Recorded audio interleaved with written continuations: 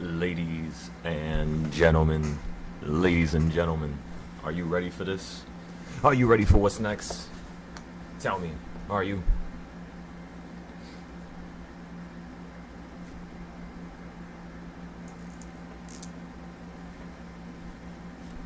First things first, let's go ahead and bring up the SPY charts.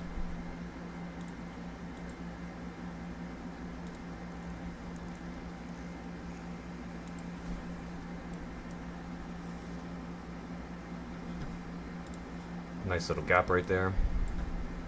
Let's look at where you went last week.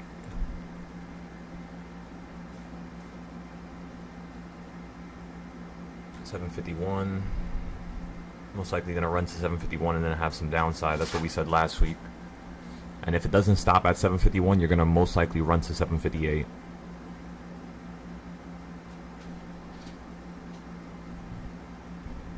Especially because you gapped up from here to here. We'll just see if you want to fill that gap first, because you're at 751 right now, yeah.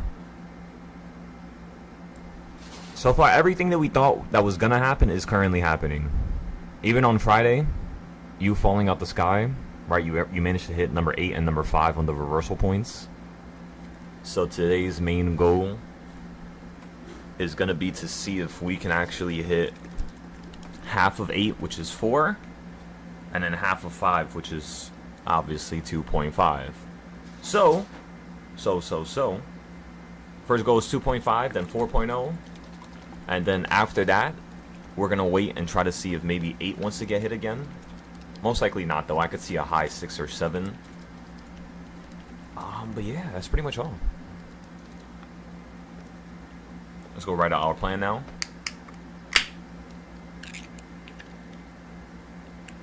Good morning everybody. Welcome your faces to a brand new month, a brand new opportunity to prove your worthiness, a brand new opportunity to change your life. Ladies and gentlemen, this is very important for your future success.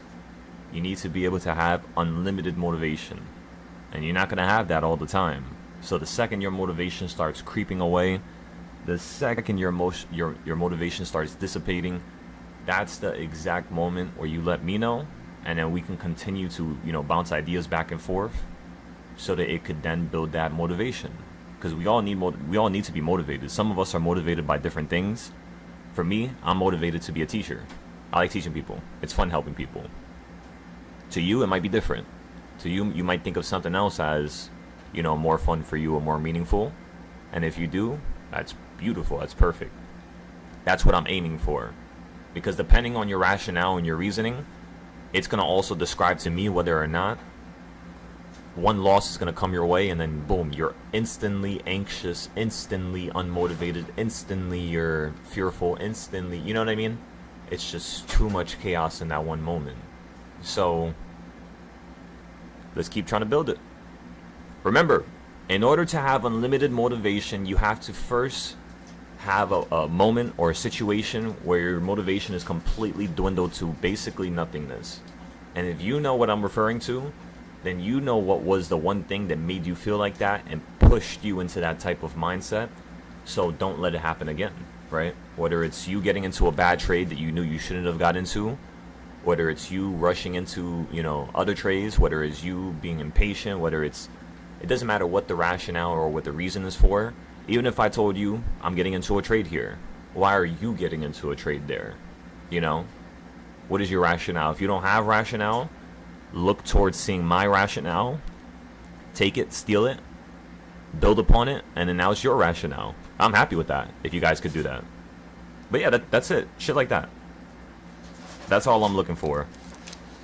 We gotta build. Ladies and gentlemen, we only have a certain amount of time before this year is over. You only have a certain amount of time to be this age today. And yeah, we gotta take advantage of this before it's too late. No matter how old you are, you still have time. You still have an opportunity.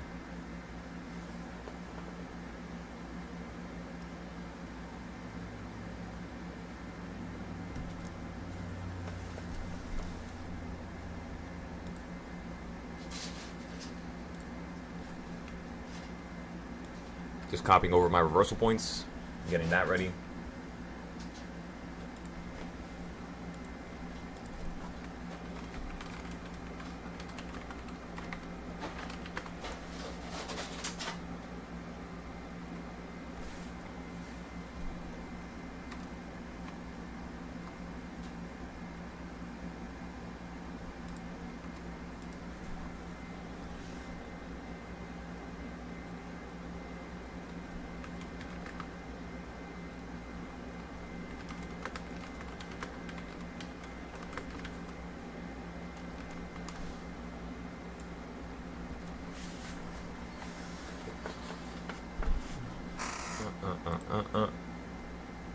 Da, da, da, da, da, da. All right, so that looks good now. That's grouped up.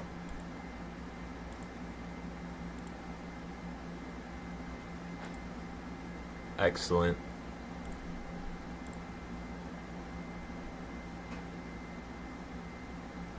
There's going to be a nice little middle area here that the market's going to want to fill. I know. What's going on, Mansa? I'll be like,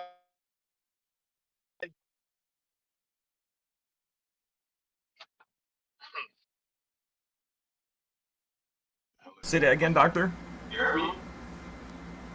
I said trying to be like you. Sorry, she's trying to be like me. Why? What are you talking about? Hey, listen. I didn't hear from you over the weekend. Your phone broke. I told you a couple of times. Nah, bro, I got so mad because of that shit. First of all, I lost it on the boat, and I'm like, all right, fuck. It looks like that shit's in the water. And I was like, well, that's okay. It happens. Yeah. A couple minutes later, I find it. One of my friends, he was actually holding it. I go to him. I get it. He gives it to me. As soon as I press the button, the whole fucking screen is just white. I can't, like, sign into my phone. I can't. Yeah. But it's all good. I have Apple Care. Okay. So it'll be like $30 to change the screen. Oh, nice. Yeah, so I'm about to go probably later today. But honestly, like, not having a phone, it's actually showing me how addicted I am to my phone. And I kind of don't even want it. I kind of don't even want to fix it. I don't need a phone, bro. At the end of the day, we could just call through Discord and... Nah, but I mean, at least for emergencies, you know? At least emergencies, so... Nah, yeah, Unfortunately, that's... The way the world is set now, you need it at least for emergency. But yeah, you're right. Spend a lot of time, like I read an article on how much time we spend on our phones now, and basically the article was saying 20, 30 years from now, you know how like some people kind of like have a hunchback? Too much time on your phone, over time you're going to develop a hunchback because you're leaning your head forward instead of looking up to use your phone. Yeah. And if you keep doing it for hours, you're naturally tilting your like the lower part of your neck forward instead of up. And after I read that, I started paying attention, and I see, so like when my kids are using your phone or your tablet, even with myself and my wife, I always tell them like, just hold the phone up, don't look down, and as soon as you get tired, that means it's time. That the article said basically, as soon as you get tired, get off the phone, because that means as soon as you get tired with your hand being up, it's time for you to get off the phone. Right, right. Or you just get a stand. If you're sitting at a desk, have like a stand or something. So yeah, I'll be into somewhere. I'll be reading all kinds of stuff sometimes. Nah, it's good to know. You know, I was walking down the street a couple minutes ago, and I was like, wow, everything around us, nobody questions. Why is there a junction box on top of a, you know, like a pole at that distance? Why is it that size? Yeah. Do they have an electrically transmuting device or transmitting device that can actually tell you what line is down and what pole is down? How do they get to the poles fast? You know what I mean? Yeah. So, like, I was just going down this whole thought, like, of just, like, the world around us and how we don't really pay attention to it. We just deal with it. We live with it. It's just there, and we accept it for what it is. And that's probably the reason as to why a lot of people have problems. They accept everything, or we're trained to accept everything from birth, right? Yeah. Which is unfortunate, but... It is, but that's just the reality of it, right? Yeah. Okay, perfect. So I signed on to my iPad. At least I could send stuff to Mumu. Oh, fuck. I can't trade Weeble. Oh, because you have no, but... Oh, yeah, you need your phone for verification, don't you? Fuck, yeah. I could just focus on futures. I mean... Damn, yeah.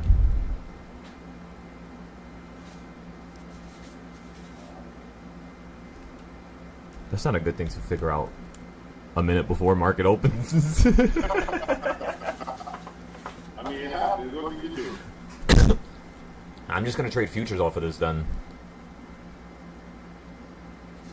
That's what I'm thinking right now. Which, quick question. Are you gonna trade futures later like tonight? Yeah. Alright, yeah, let me know. I'm gonna jump on with you. I'm thinking about, because it's harder for me. I can't, unfortunately, all your magic from last week, I missed out on it because, so I was going to try, nighttime, which if you're going to do that, I'll jump on with you tonight. Hell yeah, bro. Come on now. Yeah, I'll jump on with you tonight. So, I can catch some of the magic, the doctor magic. Yeah, what time? Just tell me and I'll make sure I'm on your with you. How much was that right there? 195. Order filled. So I went long right there at 3.0. And I played some upside right back to number 1.5, which is currently where the market's at. However, give me a second. I have to update this. So this is probably going to be wrong here. Fuck. What did I just do? Alright, delete this square. Press the group.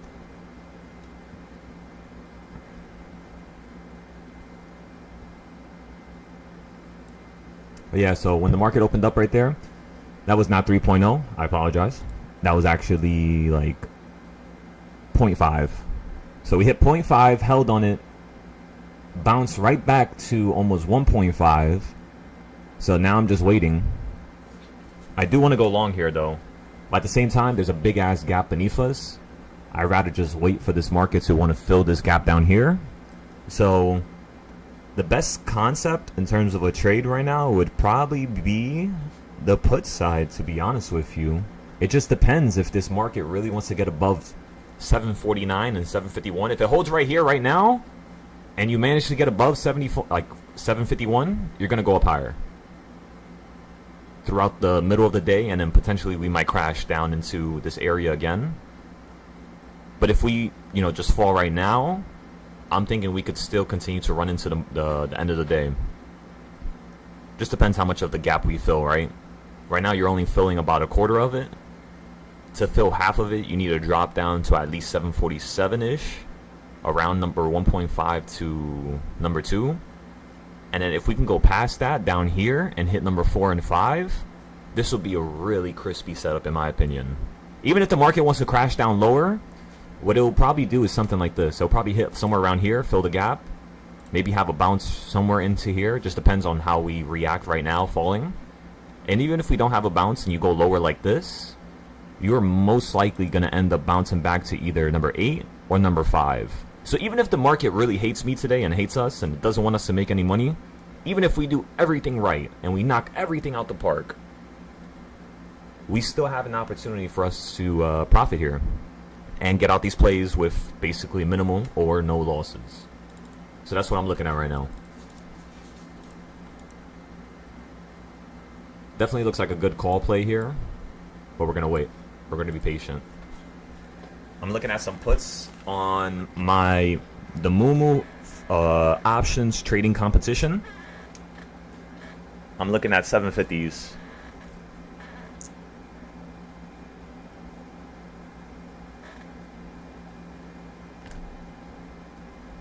I'm going to full port into 750s.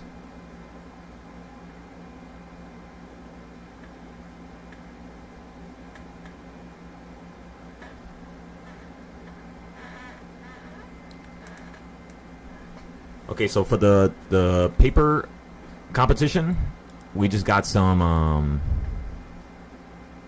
puts here, 750s.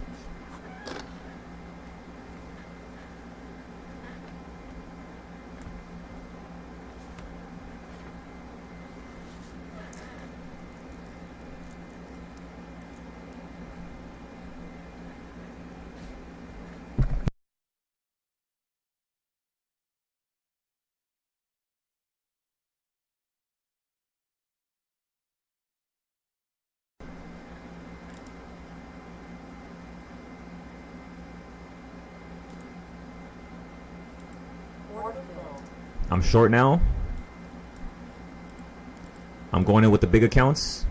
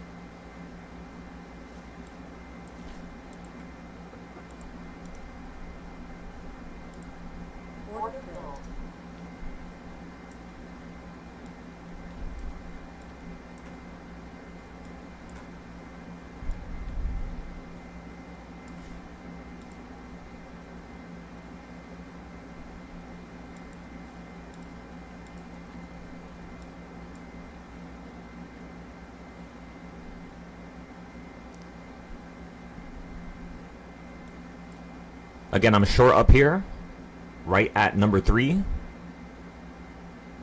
And I'm looking for a brand new low of the day. I want to see if we're going to fill more of this gap to the downside.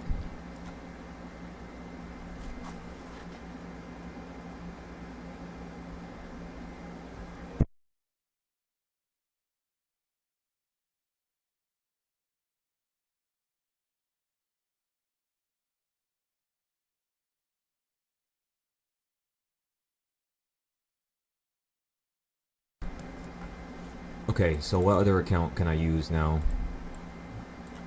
Beautiful, beautiful. So we went long in the beginning of the day. That trade worked out. We sold it for a nice little profit. Now we're short towards number 3 and 2. And I want to see if this market's going to have the potential to be able to run up to number 4 or number 5. That's really what I want to see right now.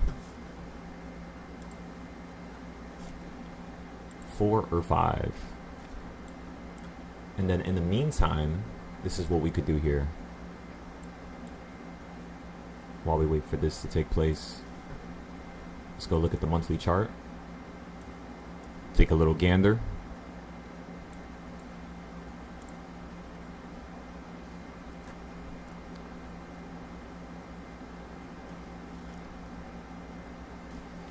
Yeah, so what I would tell you guys right now, if you're going to focus on puts, because remember, in the first 30 minutes, you only want to buy puts if you were profiting on Friday, which we had some really good profit. So, of course, we could trade today, which is Monday. On, what day is it? Today's Monday, so tomorrow's going to be Tuesday. FOMC just passed. So, CPI is going to be next week. On the... Give me 1 second.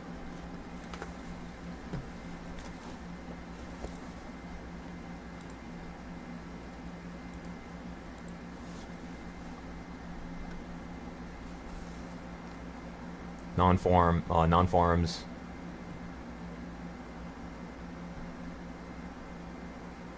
Okay, so CPI and PPI is going to be on the 12th and 13th, which should be next week, yeah.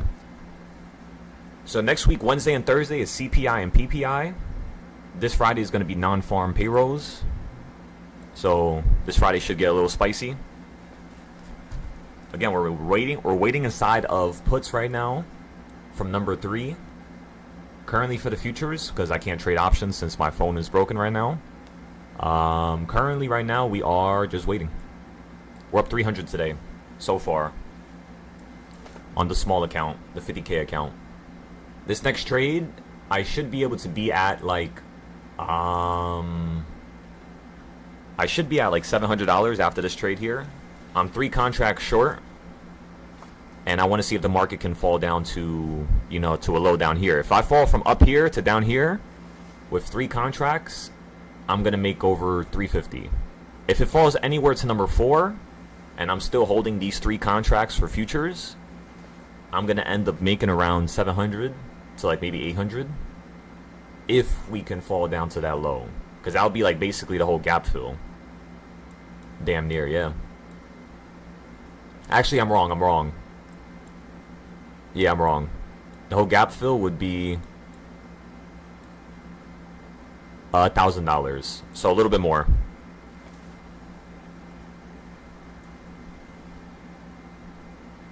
But the low that we hit in the morning today, And then the low of 4 a.m.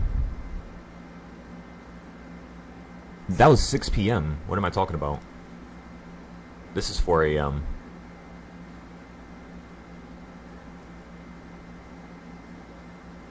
Huh.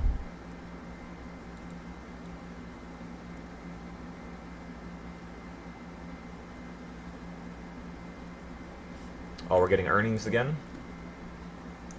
Here we go with this BS. Gotta love earnings week.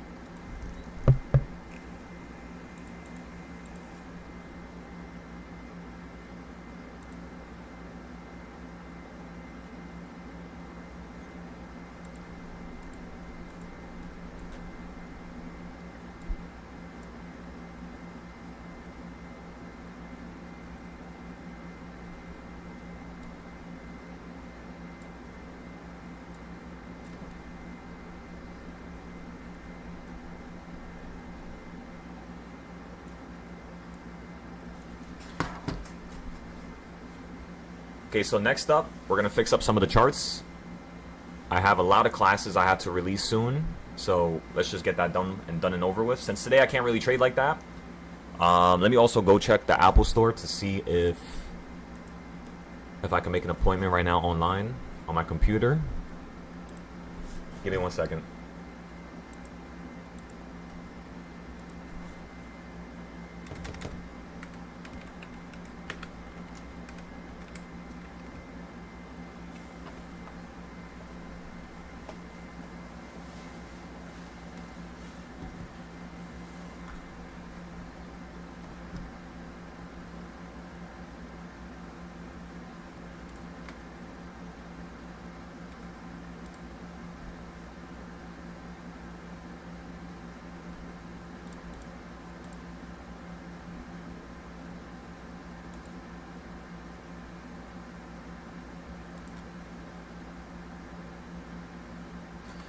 Wait, how much is the new phone? Give me 1 second. I had this phone for 3 years now, so maybe... I don't feel like I need another phone, though. I've had to just fix the screen for $30. I feel like I'll be smarter. They have iPhone 17. So are they going to do 18 this year? Probably 18 about to come out, right? Usually it comes out on my birthday, which is September. Yeah.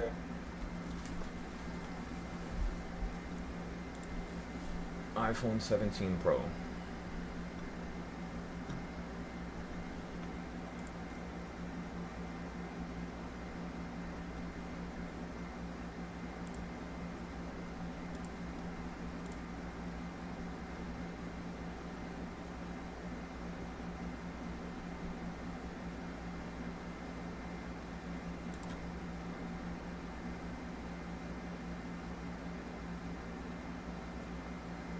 How the fuck is this cheaper than when I bought the 15? When I bought the 15, I think I paid, I swear I could have remembered me paying like $1,400 for it. Because I just paid it in cash. I don't really like having like the damn monthly thing where you pay extra. I hate those shits. But I remember spending like 13 or 17, somewhere in there. This one is 1,200. Maybe with tax, it'll probably be 13. Yeah, that's probably what it was. Now that I think about it. But yeah, I'm not gonna get a phone right. I'm just gonna fix the damn screen. There's no point to waste that money. We could put that money into more sandwiches.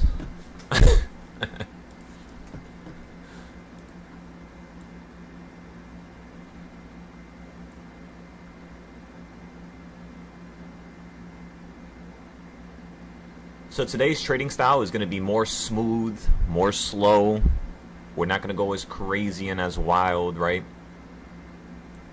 Try to have some fun. We already made some really good money. No need to really rush anything, in my opinion.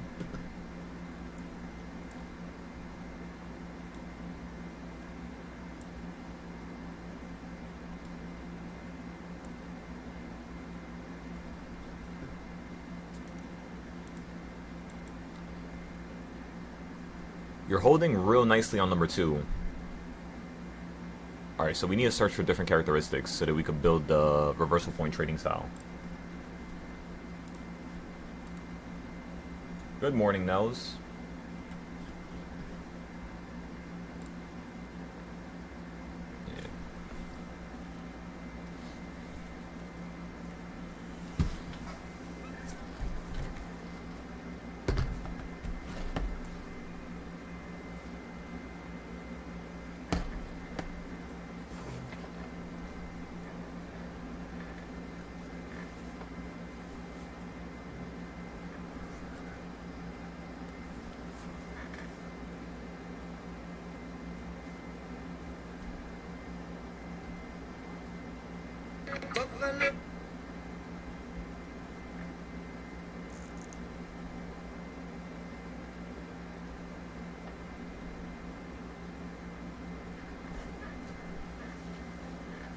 Alrighty, so we got that all set up. What's good, Strikes?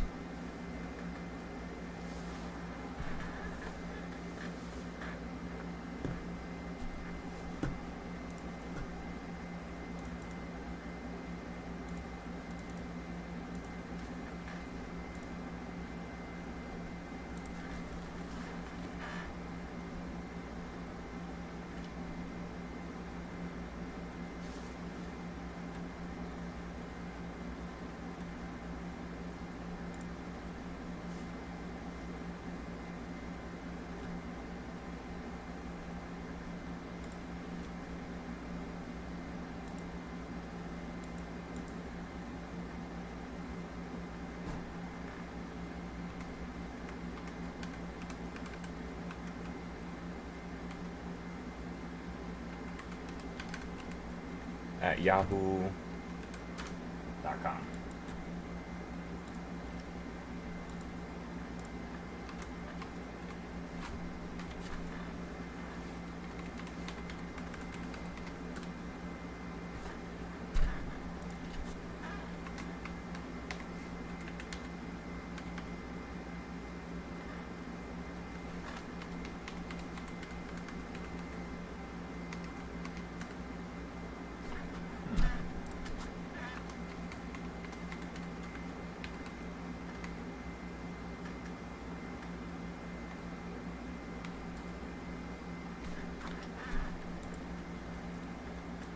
Did I forget my own iOS?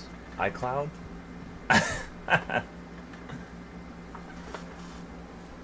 What's going on, Chills?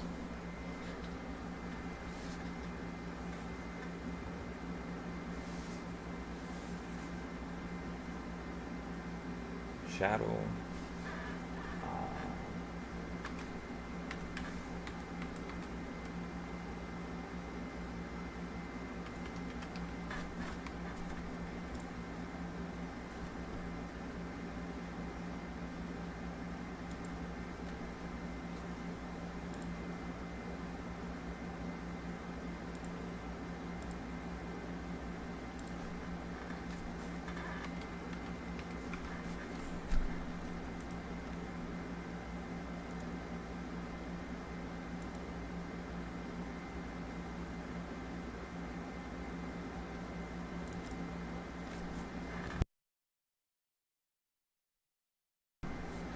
I can't sign into Apple? What the fuck? I think I might have to just go there.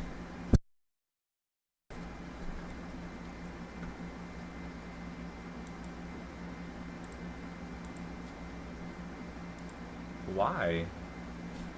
Let me see. Let me try my other Google account.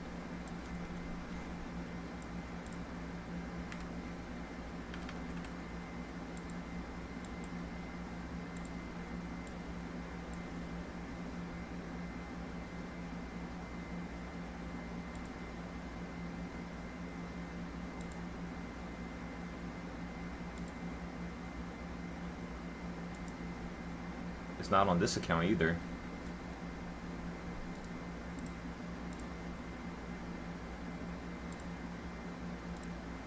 Fuck. I think I just locked my damn iCloud account.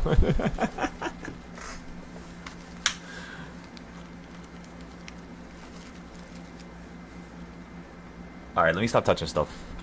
I think I'm just gonna have to go there in person.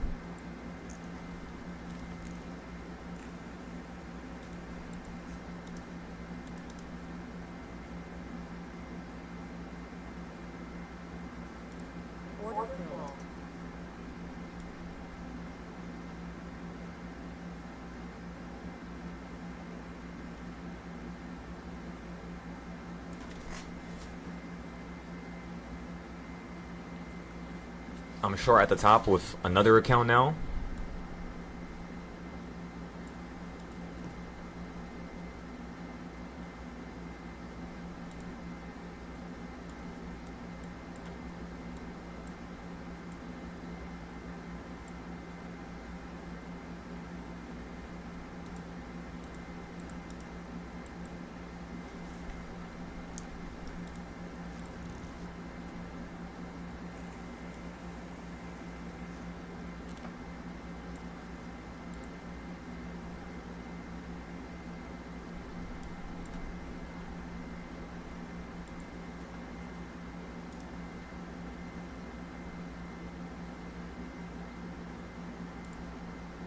I'm putting my limit buys at the bottom here for when the market falls.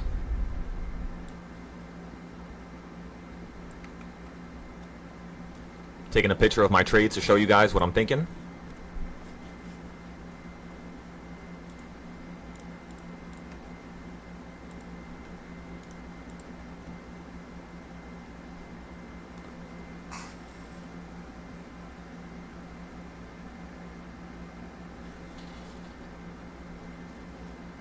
You gotta keep a close eye on this account.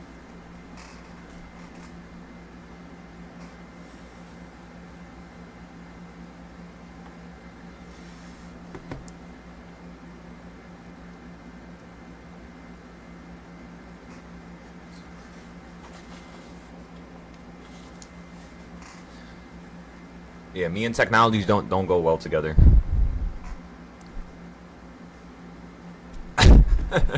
Chills. I didn't think you could lock your damn Apple account with just fucking 2 tries. Or 3 tries, whatever it was. It wasn't that much.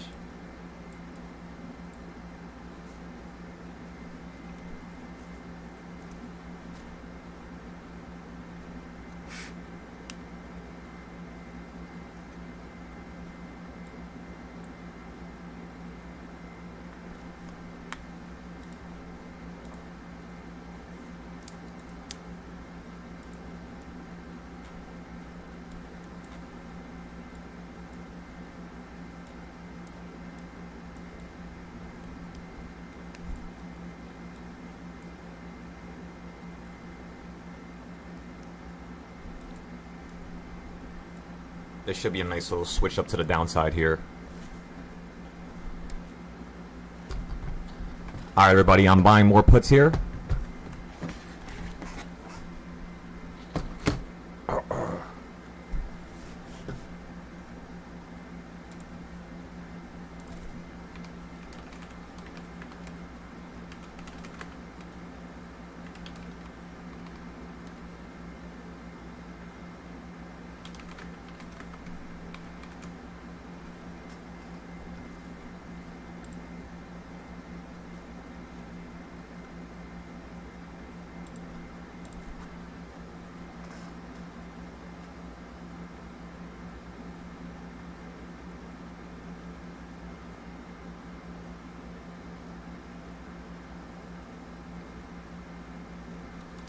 $101 fucking trades last month with no losses. Just in like 2 weeks. That was insanity.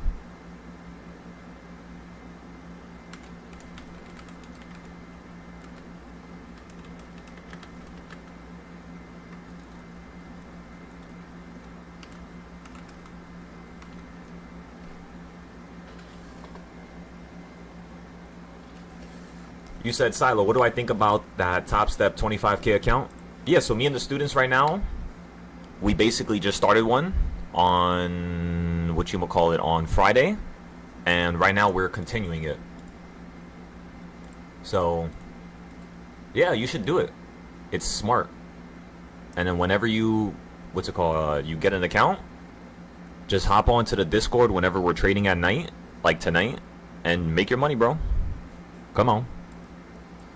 Make that money, doctor.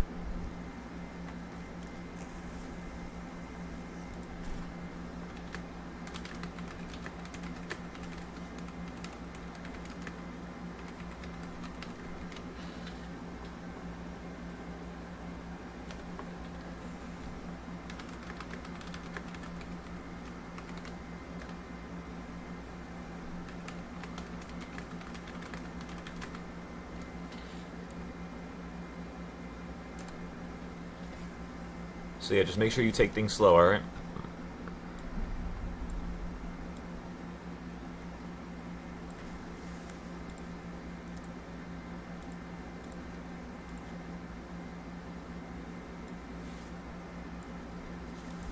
Alright, you're running up to number 5 now.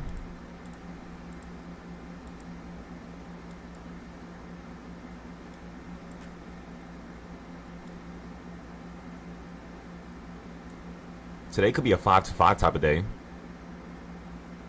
Anywhere above 5, you're going to go up higher. Like we said in the first 5 minutes of the day opening up. Market's still deciding if it wants to continue that uptrend, right? On the weekly, it still looks really good. Because you got to look at it like this, right? On the weekly, you had all this price action down here. And then now you're finally exploding to here, which is 751. And of course a little bit higher, right? Like 753 is like right around up here. But that's not the best area. I'm waiting for 758 and then 763. That's going to be like my main weekly level when I tell you guys to get into like 20-day puts or 15-day puts. That's what we're waiting for. That's when all the trades get really, really, really juicy and easy. For now, since you're over here and you're not at that top yet, I'm playing basically devil's advocate, and I'm playing the more aggressive direction, which is to the downside, to fill the gap that you created last night.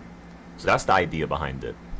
You filled a quarter so far in the morning when the market fell out the sky at opening price. You then ran up into the sky, of course, new high. Now I want to see if we could potentially fall down to, what number is that? That would be like 749.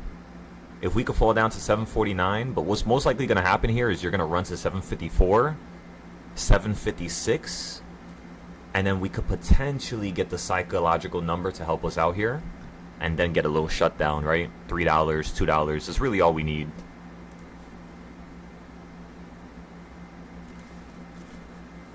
So remember, my phone is broken right now, so I can't trade options. So I'm just trading with the Mumu competition account, which is the paper account, and then I'm also trading with my futures account, which is the Top Step accounts, right? 25K, 50K, and then a couple 150K accounts for the bigger ones.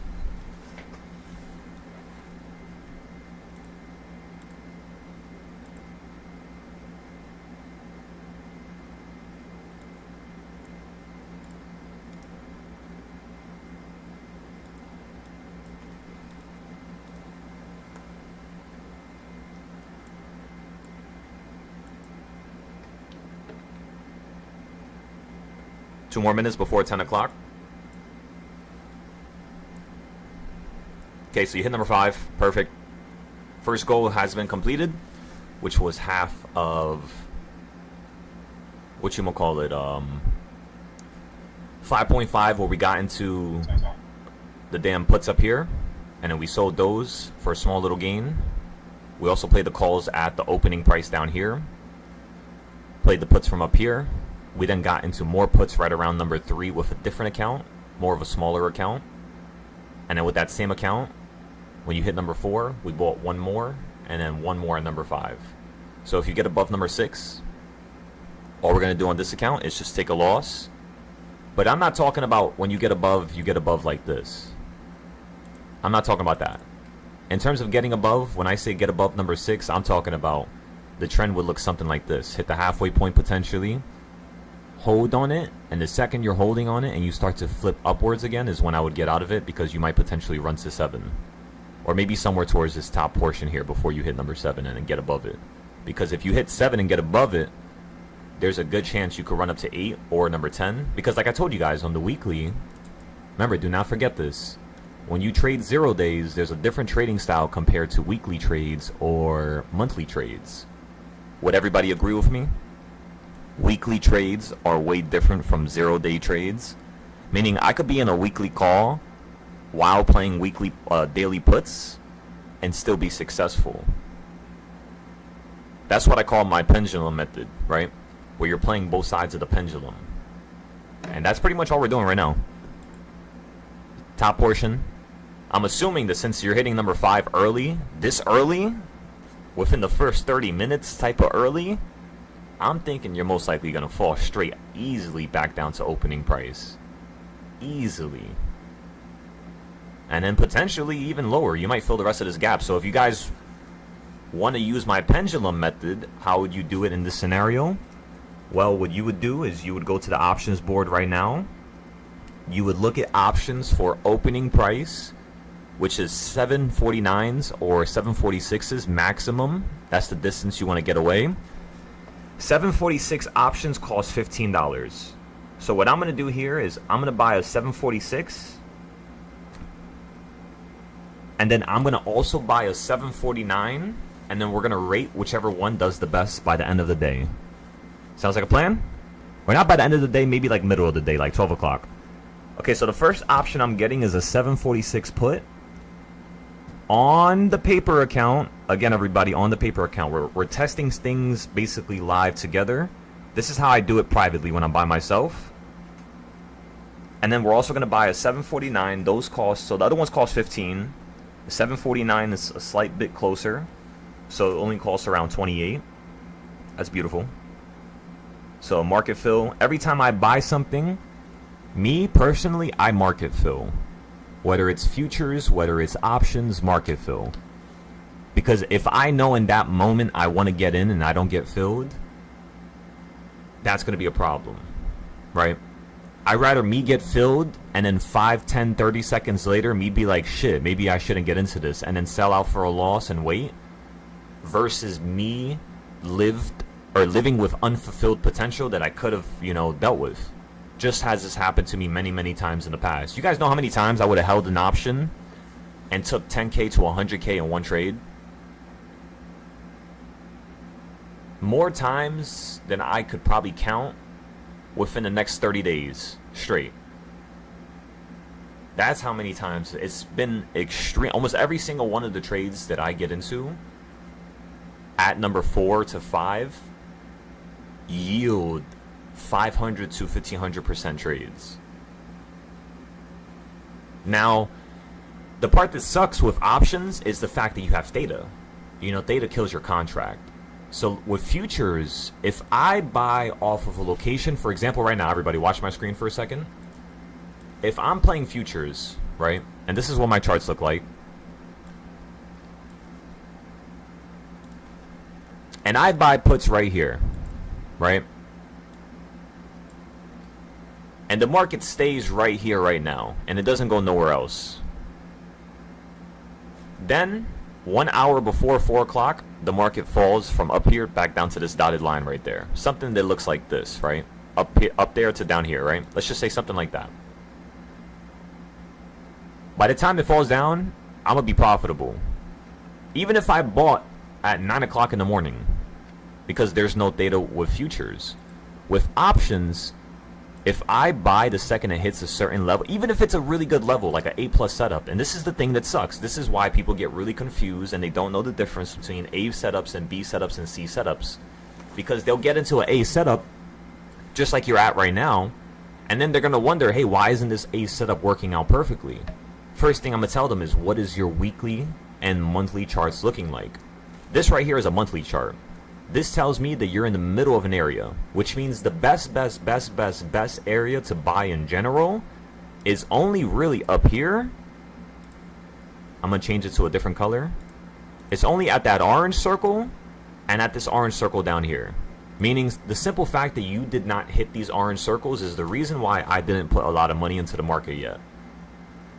That's it. I trade calculated. I don't trade with emotion.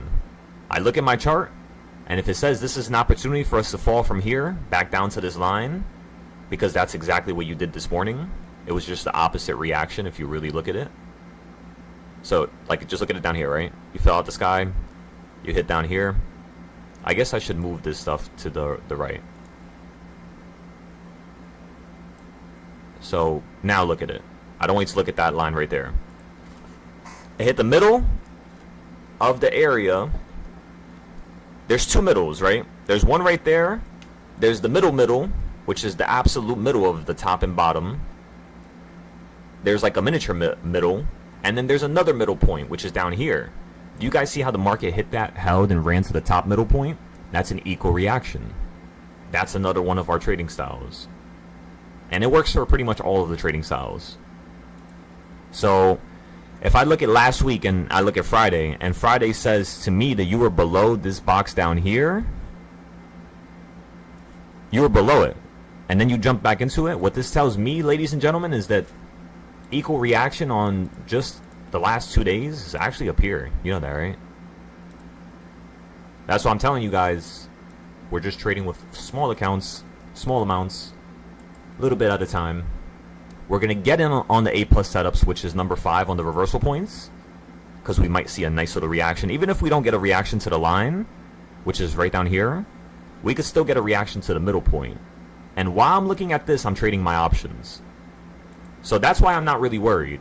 Because if the option is going to work out, it's going to work out. We just got to give it time. We got to buy at the best location. We got to average down when we know we have enough time in the day. And we can't be in the passenger seat. We got to be in the driver's seat at all times. Meaning we got to make the decisions. We got to back away. We got to dodge that car that skips the red light. Because you always have those knuckleheads, right? Certain qualities that one needs to have in order for you to actually produce some good results, that is.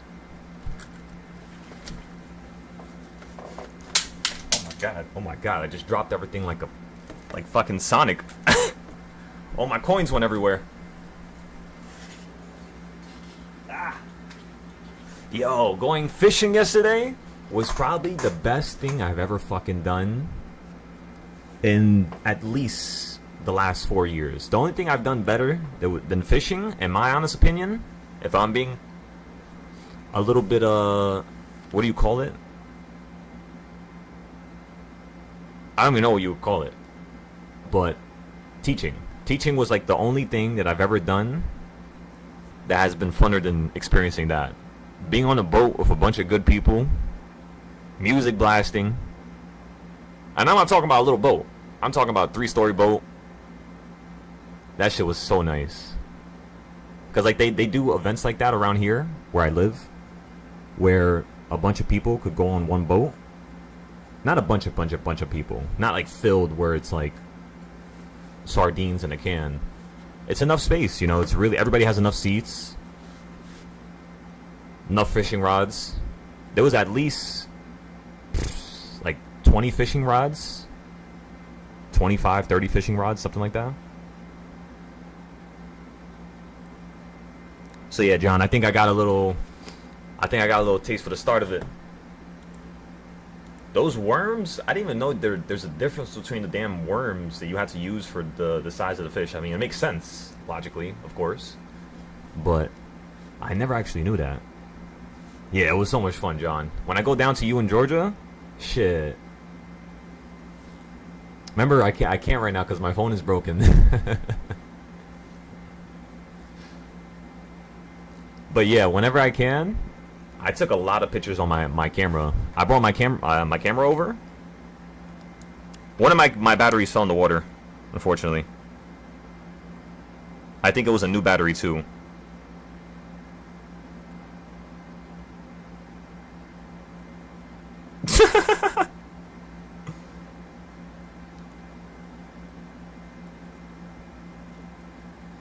I'm looking at the pictures right now. I gotta get a damn new battery. What is this?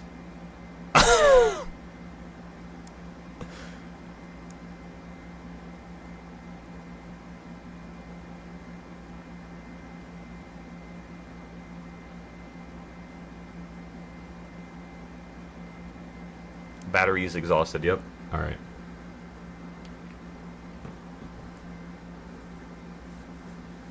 This is the least you fished in 30 years. Why? Mentally, you're just not feeling it? It's honestly like that sometimes, doctor.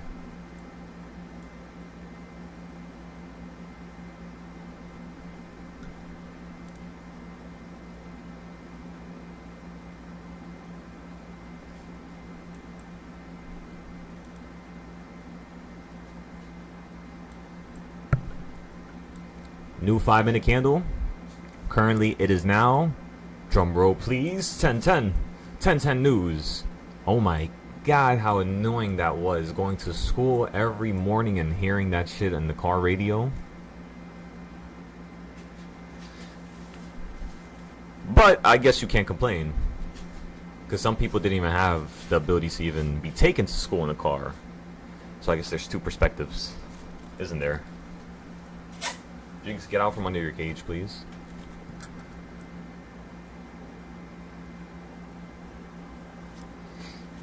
Alright, so I'm gonna have to pay for that. I'm gonna have to pay for that. Oh my god, the bill is just stacking up and stacking up, huh? Auto pay, auto pay, auto pay. What else do we have to do? I have to get that damn animation suit.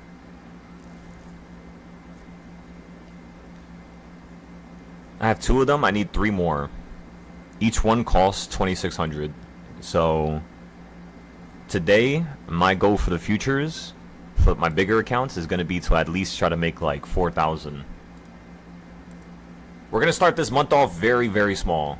I have no reason in the world to rush it after the end of last month. One of my most ridiculous months and weeks ever. Like ever.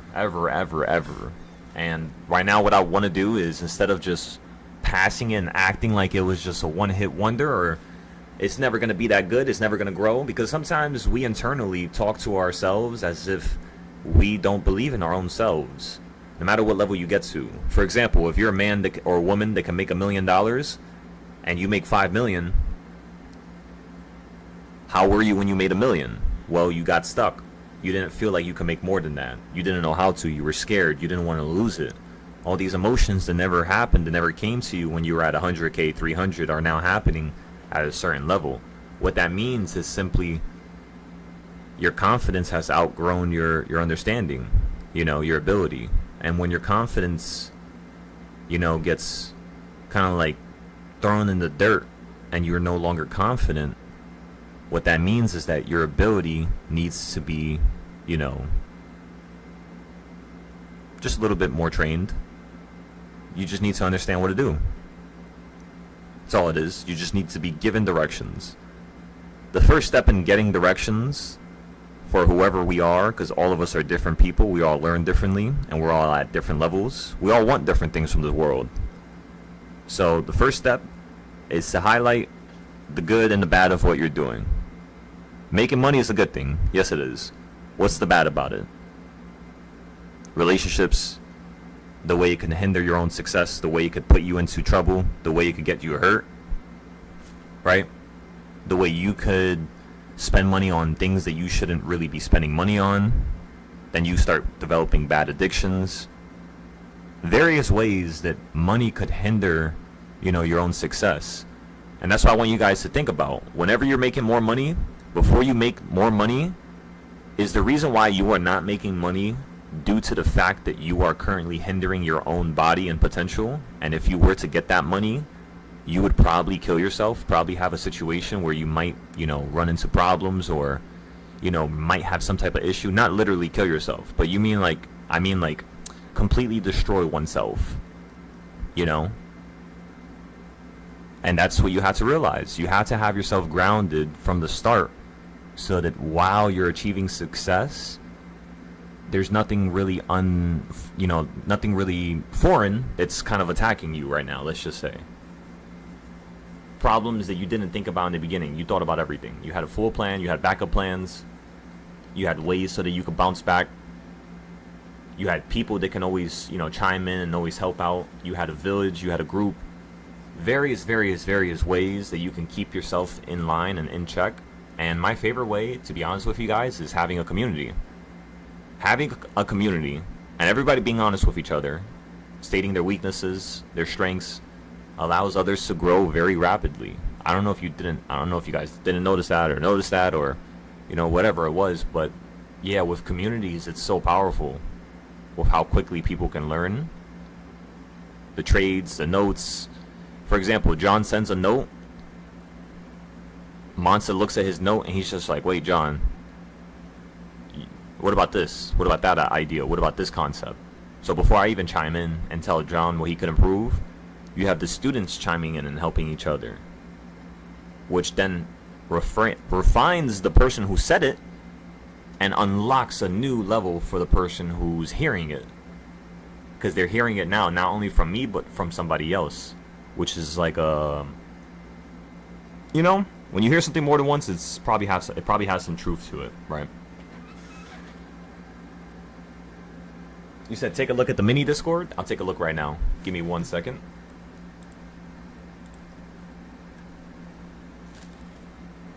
By the way, everybody, welcome Jaden.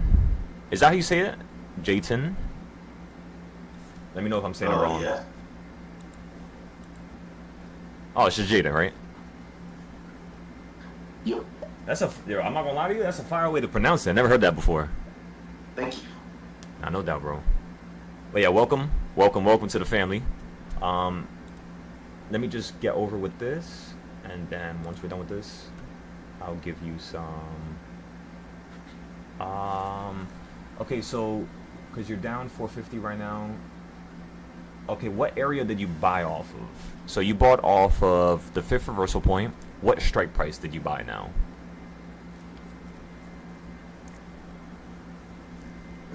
0.77. Okay, so 0.77.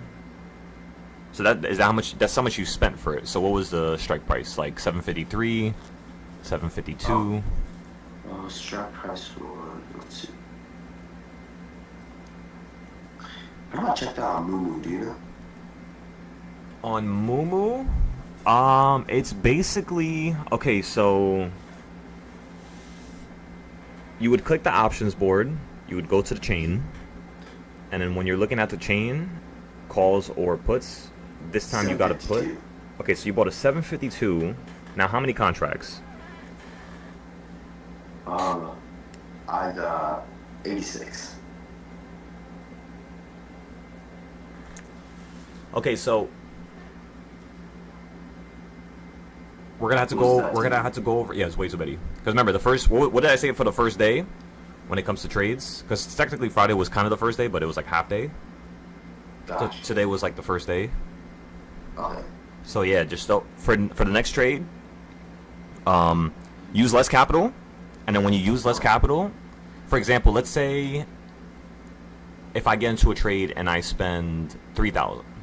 If I spend 3,000, that means that I'm comfortable with being down at least 1,500.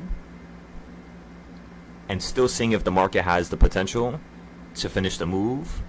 If the potential is just completely gone, I can accurately say, hey, I'm going to sell out of this for a loss and then move forward. If the potential is still there, say it again? Is the potential here gone? The potential here is not gone at all. Because what I said earlier, when we got into the puts around number 4.5 and around number 5, which was like currently right here, if you're looking at my chart, we're at number 6. And then where we bought the puts was right around here for the options. Gotcha. Right? Yep. We started adding a few down here just to get the position ready, just so I could send the trades into the chat. Because you guys had to have the ability to see me post a trade and get into it before the move happens, because some people see the message like 10 minutes late.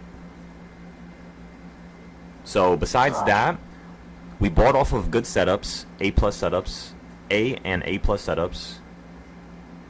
We thought the market was going to fill half the gap. It only filled a quarter.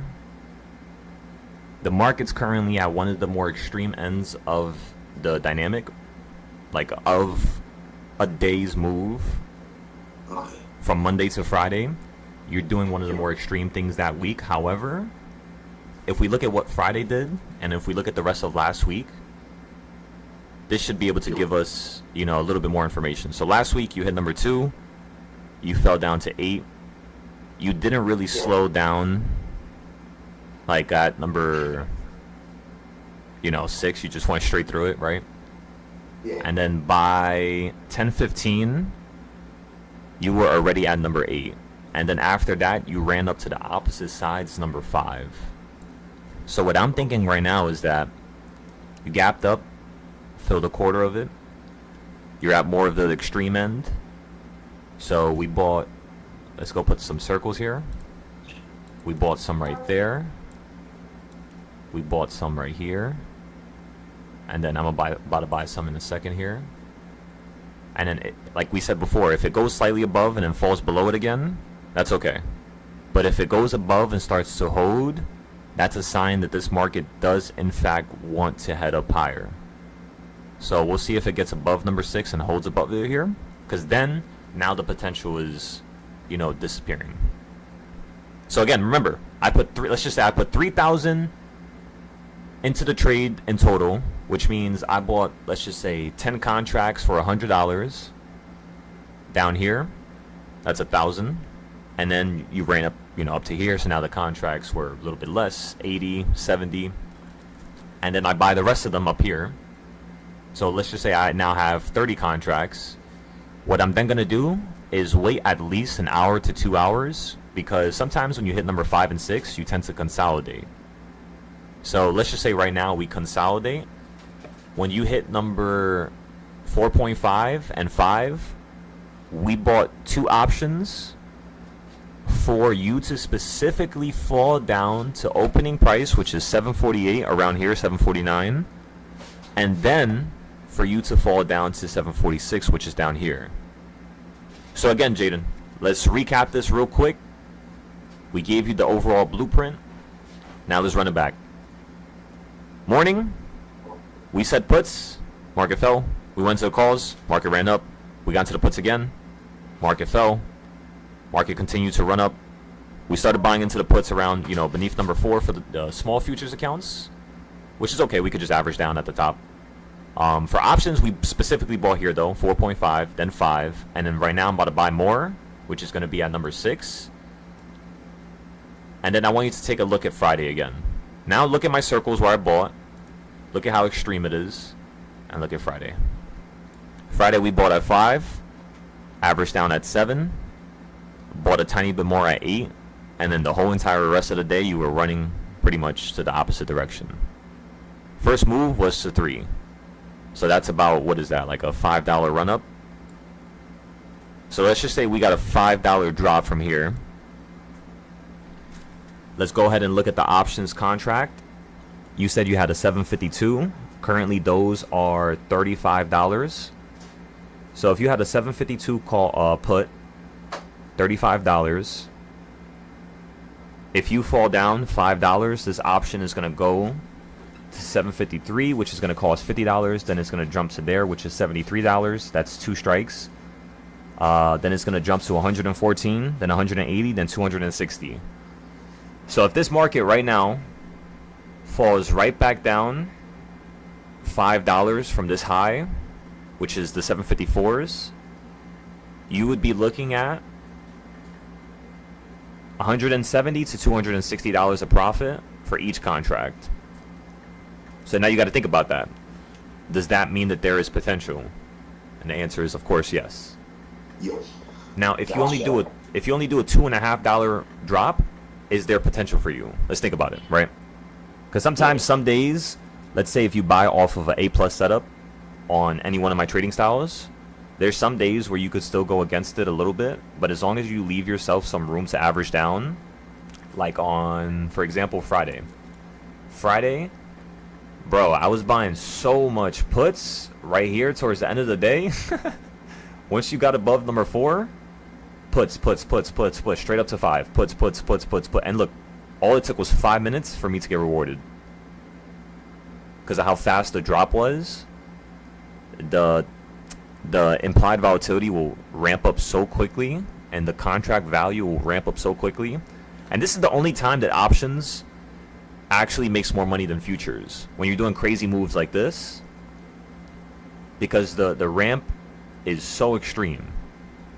So that's just small things you want to pay attention to, right? Ramps tend to occur around 5, around 8, and around opening price. So let's currently look at the price action now. So again, opening price, number 5, then again, no type of downside. So what that tells me is that instead of the market switching down and giving us a setup when it normally does, 1, it's Monday. 2, Friday was extreme. 3, Friday hit number 8, which we haven't hit 8 yet. So we haven't did something more extreme than Friday. And 4, if it did something more aggressive and didn't hit number 5, it's most likely going to do something more aggressive towards the middle or end of the day. So not only does the potential now increase for your option, which I'm sure you weren't expecting that, at least for everybody who's, you know, into the options right now. You might be like, how does one's potential increase when the market's going against you? How can you be so calm? And the rationale is because what I'm looking for is a simple little reversal off of a really good setup, something that the market does often. Meaning if there's 250 trading days in a year, which there is, give or take, 240 some years, 252, 255 other years, out of 360 trading days in like 360 days in a year, there's only 250, not counting weekends and holidays. So in those 250 days, what you mostly do is you reverse from this area at number 4 to like 6. This is the main area. So you're simply just above it. You're just doing something more dramatic, which makes sense, again, because of Friday. So, yeah, I'm completely stone cold, just cool right now. Now, if this shit just runs, if it slows down like this, and then all of a sudden at 10:30 a news report drops and the market starts ramping up again and you get above number 8, yeah, this is going to start getting extreme. Because now you're starting to do a weekly move instead of just, you know, being content with you doing a daily move. That is a problem. That will hinder, you know, pretty much your whole entire project here, right?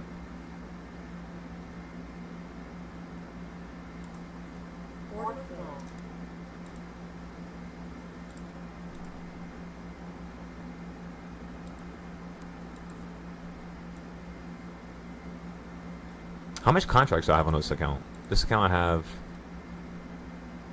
Okay, that's not bad. We only have 2 contracts of MES. I might get another one, but we're gonna wait for, what time is it? 10:30. I'm gonna wait for like 11 o'clock. Once I see how the trends look at 11 o'clock, I might add a few more contracts. But yeah, the trick with options is really being patient. Being patient and not being a dummy and putting too much money. And that's pretty much all. Like, if I have $3,000 in a trade and that thing drops to $1,500, I have to at least have 10 times that. So let's just say, I think when I checked the other group, you said you're down 2,000, right? So if you're down 2,000, that means you have to at least have another 20K to put into the option. If that is all the money you have in general, speaking in terms of capital usage, way too aggressive. That's going to end up putting you in more emotional situations that you would really want to have to deal with, honestly. In my honest opinion, what I had to go through in the past, like stuff like that, putting too much money in the beginning, that shit would leave me stressed out the whole day. Versus if I would put, like, let's say I had 5,000 and I only put in $400 for a trade, and I could put in like another 600 just in case the market drops out the sky, I can average down and then hop out for a little profit. I'll be right back. Take your time. But yeah, so that's pretty much generally how you guys want to think, right? Whatever you have into your account and the total amount, you want to just use 20% of it max. And if it turns into a loss, good. Why is that a good thing? Every loss is a lesson. There's no loss that equals a lesson unless you take that and continue to change your direction. Meaning, go into the opposite direction and do not fulfill the quota of trying to, you know, be great at whatever you're doing in the first place. That's how any person has become successful. It's just trial and error, trial and error, trial and error, trial and error. And if today's an error day, good. If today's a trial day, good. Why? Because trial and error yield what, ladies and gentlemen? Trial and error yield success. It's just people look at success one way for some reason. I don't know why, but remember, a loss, you need a loss. Losses are good. If it's a big loss too and it really hurts, good. Because then you're not going to do it again.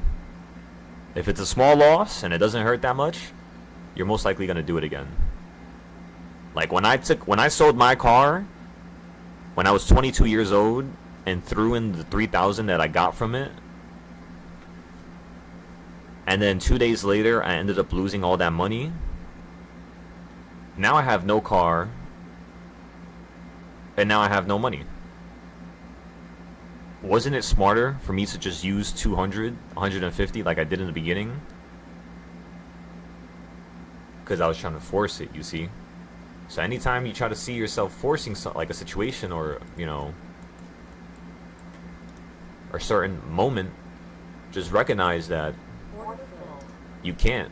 You're gonna end up destroying everything for yourself, you know? Little by little, little by little. The turtle always wins the race. Just remember it like that. The turtle is always going to win the race, ladies and gentlemen. It's annoying. It takes a while you're watching, you know, 20-year-olds and 19-year-olds make more money than you. I get it. But that's their story, that's not your story. Besides, do you know how many people make money with crypto or, you know, random lucky options trades and never are able to do it again? And they live a whole life chasing something? Can you imagine that? That's why I never looked at money to chase it. Because when I made 100K when I was 21, the only thing that was on my mind was a million. And it became very toxic. I started disregarding my own life. I started eating less. I started becoming less of a person. Forget less of a man, less of a person. And that was the problem, you know? I wasn't being real. I wasn't taking things as one should take them, which is step by step, little by little, not trying to force it. Once I started forcing, I started losing all my money. I ended up losing the whole entire 100K. I ended up taking some money out for family, but still, generally, I lost most of that money. I didn't really put it all into something that was decent, that was good. That was my first experience ever. Imagine that. My first month, options trading, 3K to 100K, and then after that, just kept losing everything. I could have put the money into a brand new car. I could have paid off my car, because I was financing it at the time. I could have invested into something and put at least $25,000 into something. I could have, you know, would have, should have. And that's where you guys have heard me say in the past and before, could have, would have, should have. You know what that means to me? You don't want to improve. Could have, would have, should have. That's, for a lack of better terms, you quitting. You gotta figure out what would have made you successful. If I put $1,000 into the market today, at what point could have it allowed me to turn 1,000 into 3K? Before I use my 1,000 and I try to do it myself. Let's practice trade. Because you're seeing the same prices with a practice account and a real account. It's the same shit. Why do you guys think I've been, you know, so good in the past? You gotta practice. You gotta practice. You gotta practice so much that practice becomes how you normally trade. Because when you practice trade, you're fine with putting in more money. You're fine with taking a smaller gain. You're fine with being down a certain amount, and you don't care. You're emotionless. That's how you need to trade with your real account. You see, that's the trick. And I didn't learn that until I was about 2.5 years in. And then when I started like paper trading in 2022, 2023, that's when my trading took a whole different, you know, journey. And everything started getting a lot better. So yeah, up here, This is the averaging down spot. We're just waiting right now.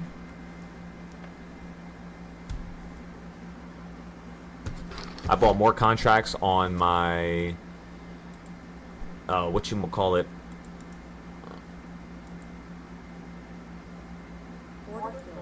on my futures account here.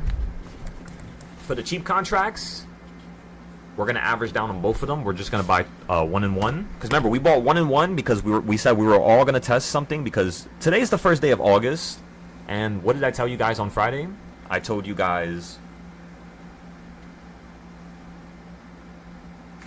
the first day of August, we are gonna end our win streak. When we end our win streak, we are gonna begin a whole new challenge and a whole new win streak. Last month, absolutely fantastic. We can actually go ahead and write this on the chart here. Let's go ahead and make a little grid so that we can start to actually calculate what are we doing here. So, our first major win streak that took place this year, which I was so happy about. This one made me feel like we were like flying like the speed of light. Let me tell ya. It was in February, and it was a 48 trade win streak, I believe. 48 or 52, somewhere around there. I might be getting confused with another month. We'll check it up after this, because I have it all written. So 48 for February. Then, in March, right, we had another massive win streak. It wasn't as good as February, but it was pretty good. February was 48. March was only 26, right? That was the highest win streak. Why? It's because in March we began boot camp, which means harder trades to teach the students how to become a better trader. Because if I could give them something harder now, when the market opens up and that shit is as easy as a slice of cake, right? They're going to be like, wait a second. What the hell? I know what to do here. That's what I'm looking for, you see? I don't want you to wait for me or need to wait for me or need me at all. In April, we had another win streak. April, oh my god, not 4,534. April, we had a 53 trade win streak. And then this is where it gets really juicy. This is one of my favorite months. So obviously February, March, April's amazing. May. In May, we ended up having a 62 trade win streak, I believe. Something like that. Again, we're going to check everything after the fact. June, I have no idea. I'll be honest with you. So we're just going to put 2 lines there. I do not remember. And then July,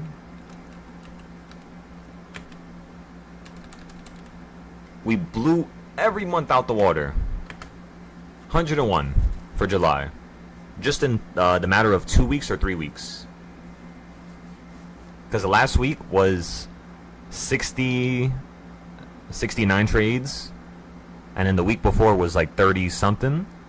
So I think it was 2 weeks and probably like an extra 2 days on top. So that would technically be like 12 days it took me. 13 days to have over 101 trades in a row with no losses. And that just gives you perspective, because almost every single one of those trades was a 50% trade. Out of 101, I would say 30 of them, I was taking 5-10%. At least 30 of them. The rest of them are all 20%, all the way to the highest percent we got was, I believe, 600, I believe. Yeah, we didn't get 1,000% in July. At least we didn't hold for one. That's going to be our challenge for August. Besides that, the win streak goal for August, because technically we're still on a win streak right now, because we can't trade, technically. We could count the other trades we're getting into, though. Like, we can count the paper trades, and if we take a loss on those, we could just say that counts for our options account. I would be happy with that.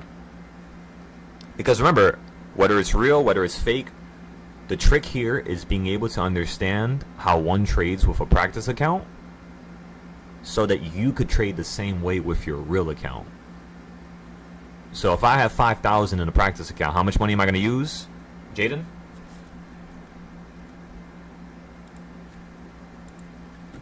Oh, I forgot he was here. I thought he was here still. Alright, he's not here right now. That's all good. Let's go to the 15-minute here. New 5-minute candle. 7596. Let's look at the monthly chart. 7596 is going to be the top of the monthly area. Okay, let me look at this account here. Okay, let's short. That would be long.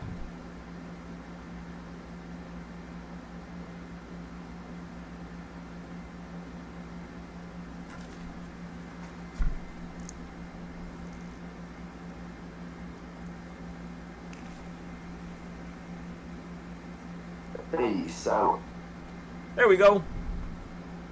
I was just looking for you. Hey, sorry, I can't talk for that long, just because today I have a lot to do. I was just wondering though, do you think I should... It just depends how much capital you have, you know? Because like for me, right now, if I'm playing on the damn competition account, right now I still have like another 5,000 and I only still have one contract. 1-in-1. Gosh. What do you mean by one contract? Like one contract for the strike price. Oh, okay. So I think you have around 80 right now. Yeah. So normally for like Mondays and Fridays, you want to start things off like a little bit slower, which is what I'm doing here. That's why I went, you know, with not that much money. Yeah. And towards the second week of every month and the third week, we tend to scale it up. The fourth week sometimes is a little iffy sometimes. It just depends how the first 3 weeks went. But yeah, like last month was pretty cool. So if you're looking at my screen here, just to give you like a little recap of last month and a little recap as to what you could see for the next couple days here. Because even if this trade here has to be a loss, the first thing you must do as a trader is understand that in every loss there is a really good lesson to learn. And one of those lessons sometimes, like I would buy contracts for, let's just say $50, right? It would stay at the same level. It would drop down to $20. And then it would do the move that I was looking for. But the contracts would only go from 20 back to 40. Which means at the end of the day, I'm still down. So how you get around that is, even when you buy off of a setup, just have enough capital so that you can average down. Even if you think the trade might completely work out, you never really want to full pour. At least not in the beginning, you know. When we have like a $5,000 account, like a safety net for you, then we could start getting 80 contracts, 100 contracts, 400 contracts. But in the beginning, the first month, just take it slow, you know. Gosh. So I'm just wondering, like, what do you think my position size should be like? Okay, so for a trade, or me personally, what my favorite rule of thumb is, and what I teach all the other students is, it's basically in the beginning when you first start, around 15%, max. Which means that if I get into a trade, my first entrance is going to be about 5 to 10%. So if a contract, let's say if I have, you know, $1,000, $1,000, 10% of 1,000 would be 100. So I would use $150 max for every trade, which means I would buy a contract for like 70, then maybe buy like 2 or 3 more at like $30 if it goes against me, and then sell out for $80 to $100. Now, on paper, it doesn't look like a lot of money, but you know, when I turned 3K to 100K when I was 21, my favorite story, I always bring it up because it was when I was like fresh, you know, just started options trading. I got a really low percent. I wasn't getting a lot of percentages per day. Like if you have 1,000, and then you just make. Okay, now let's do the calculation. So let's say if I use $150 and then I can make 20%.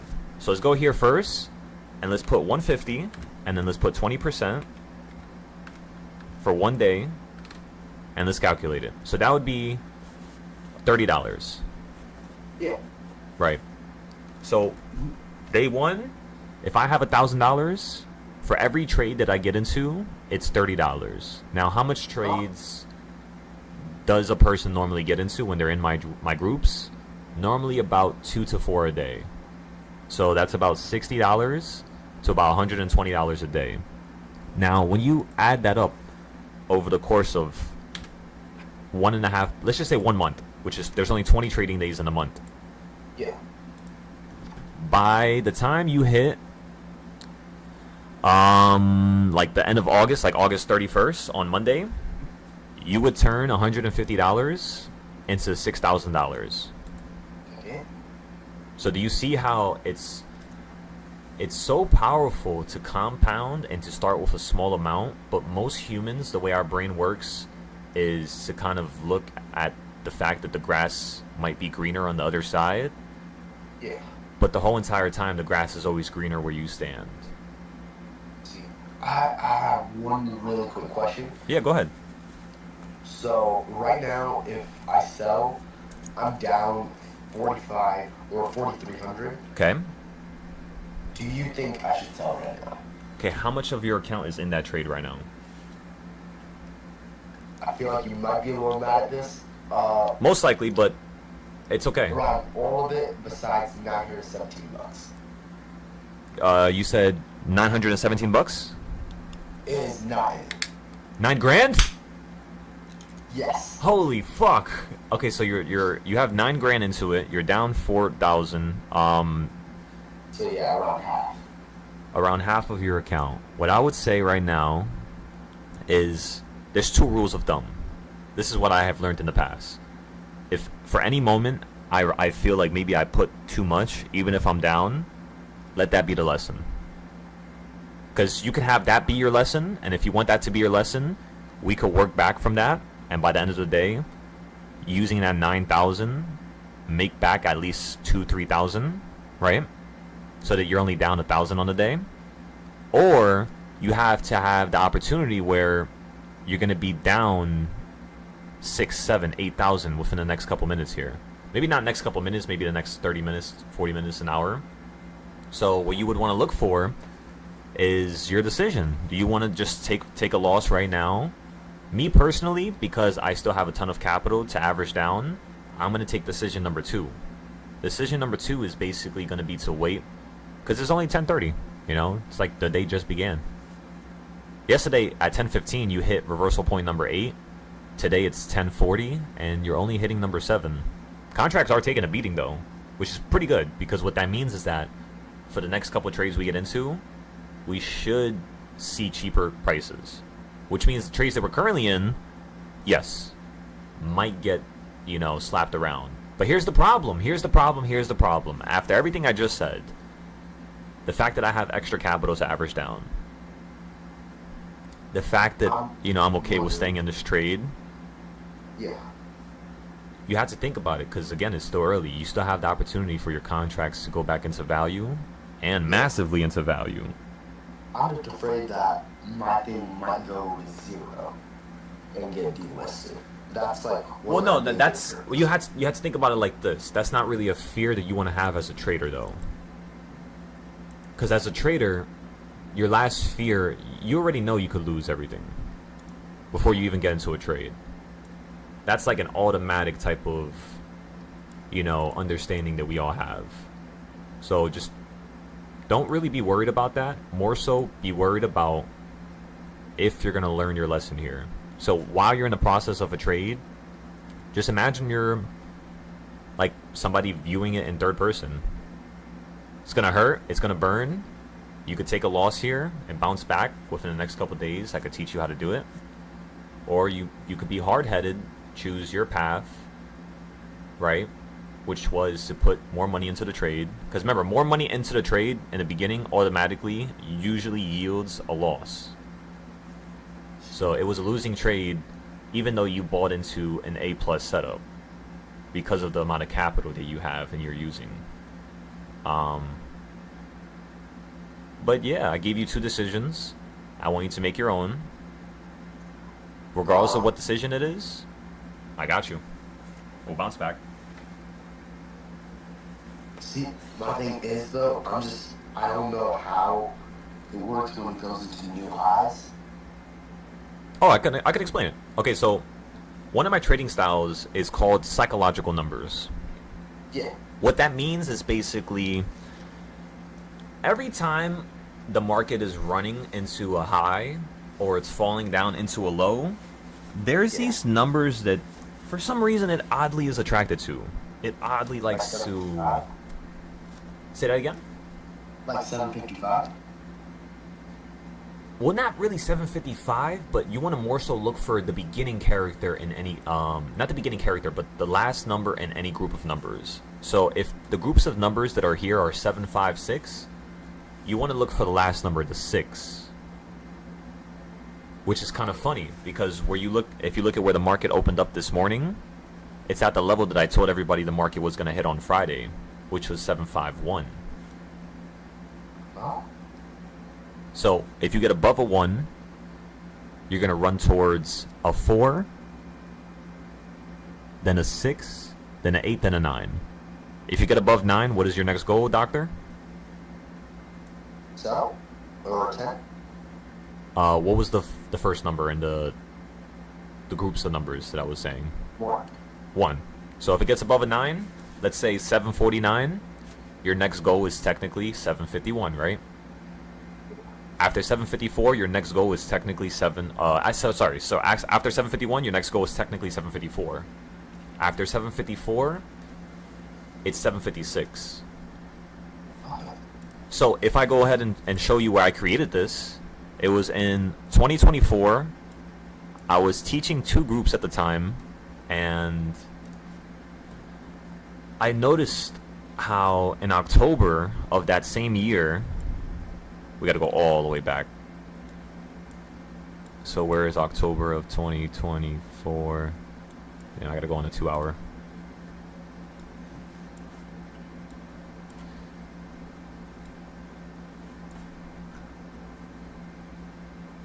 Oh my god. Yeah.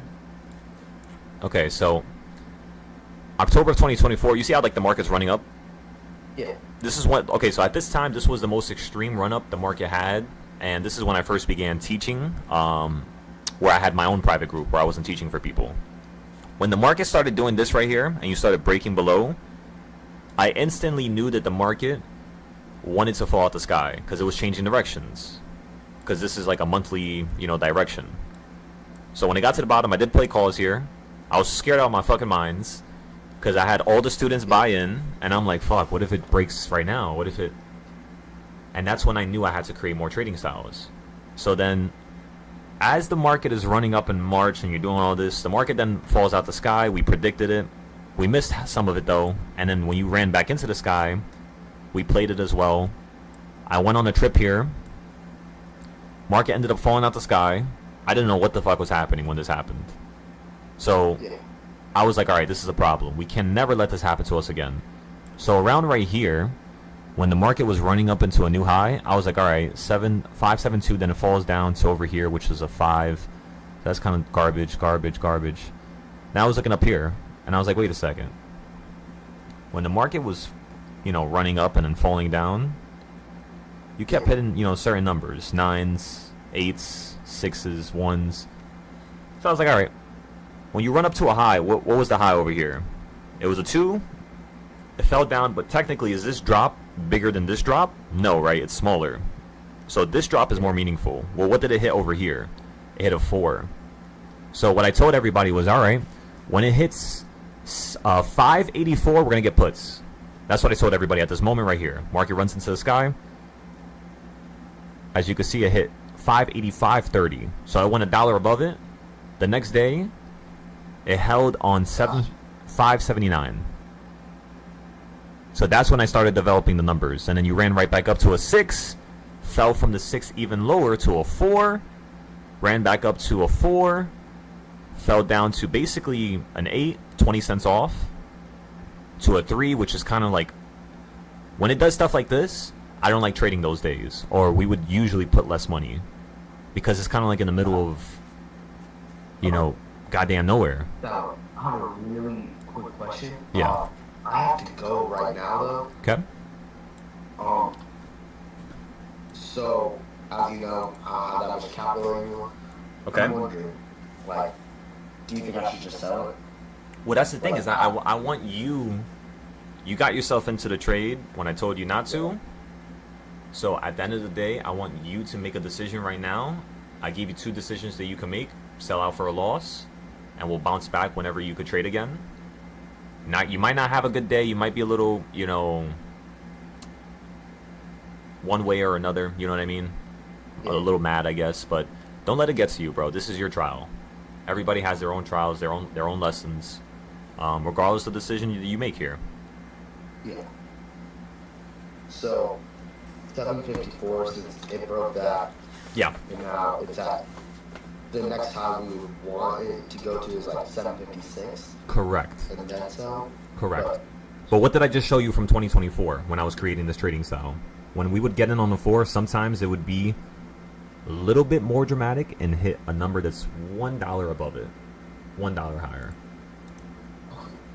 So that's the thing you want to worry about, is that right now the market's either getting ready to pump up to 8, or this thing is getting ready to really fall, because you didn't really have too much downside besides the little drop before market open. But like during the day, like with options today, you didn't really have any downside when you really look at it, which means it's going to come sooner or later. So the next time would be 12 o'clock, and then after 12 o'clock, we're going to be looking for 1 to 2 o'clock. So if you could trade around 1 to 2, it'll be perfect for us. So, 12 a.m. or 12 p.m. this time? Basically 1 hour from right now. Okay. Yeah, that's like my favorite times to trade throughout the day. It's from 9:30 all the way to 10:30, and then from 11 o'clock all the way to 12:30, and then basically the last 2 hours of the day. That's it. Gotcha. Yeah. Okay. So, yeah. So, I guess, I'll just hold that smoke, or? It's definitely something that you could hold, but at the end of the day, you got to think about it. Oh. Do you want to lose that money, or do you want to just bounce back from a small loss? Yeah. See what you think is the best decision. Like, don't just think about you, Jaden. Think about Jaden the Great, one of the greatest traders who ever walked this earth. What would he do? And make that decision. Because sometimes, you know, I can give you the best advice in the world, but unless it unlocks a whole different perspective so that you could think differently for the next time, it's not really going to yield anything. So if you're going to be busy here and you have to go in the next couple minutes, that's okay. Just give me a call. Oh, fuck, you can't give me a call. I broke my phone yesterday. I went fishing, broke that shit, so... Oh, no. Gotcha. Yeah, so if anything, I'll message you on Discord. We'll get some time so that we could talk. We'll go over the trade. We'll give you an idea of what to do tomorrow. And then we'll give you a lesson that you can go over tonight. All right, doctor. Have a good one. Have a good one, brother.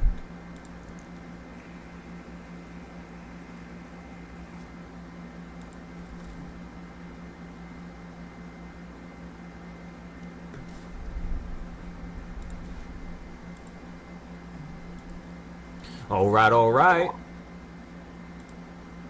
Let's see what we're going to do here, ladies and gentlemen. So, first steps first.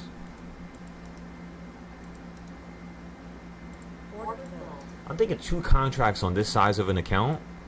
I haven't used this account in so long, but I want to come up with like a pretty good way where you guys could trade yourselves. So if every trade we get into, we use 2 contracts for the futures. Let's say everybody in the group gets a 25K account, right? By the way, everybody,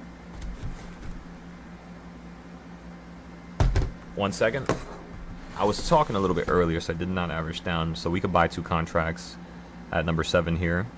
Okay, 749s are currently $12 now, and then the 740 6 is $8. So it dropped pretty much by like half. So we'll get 2 contracts. Actually, we'll get 3. No, 4. Times 4. Get times 4 so I can show you guys the difference between averaging down with 1 contract and averaging down with 4. Okay, so we got 4 of those. Again, we're using the competition account as a means of testing. And then we're going to reset it. And then take it serious. No more tests. But we'll do that next week probably. We still have so much time for this challenge.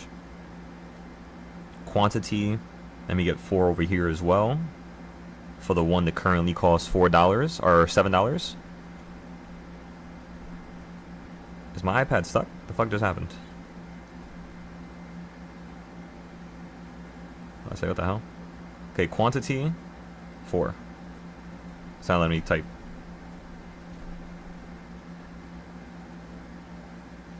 There you go.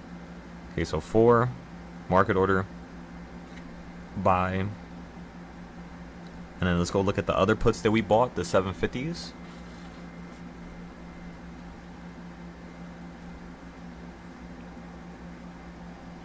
I got a feeling. How much can I buy?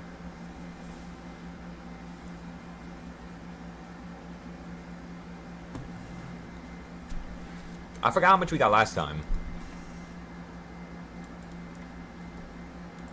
What time is it in the day? 11 o'clock, everybody. At 11:30, I'm gonna start going a lot heavier on my my other accounts. Everybody got that? Again, I'm gonna start going a lot heavier on my other accounts. At 11:30.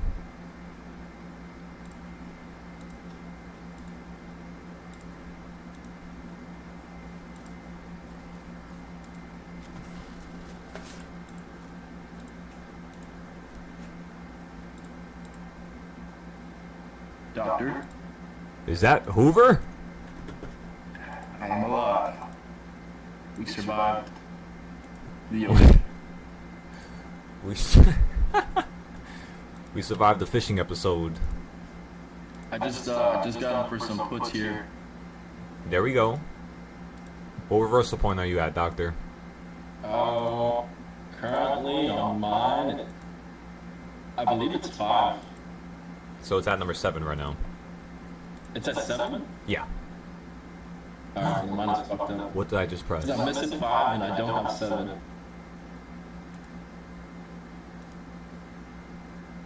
On mine it looks like it's at, like 5.5.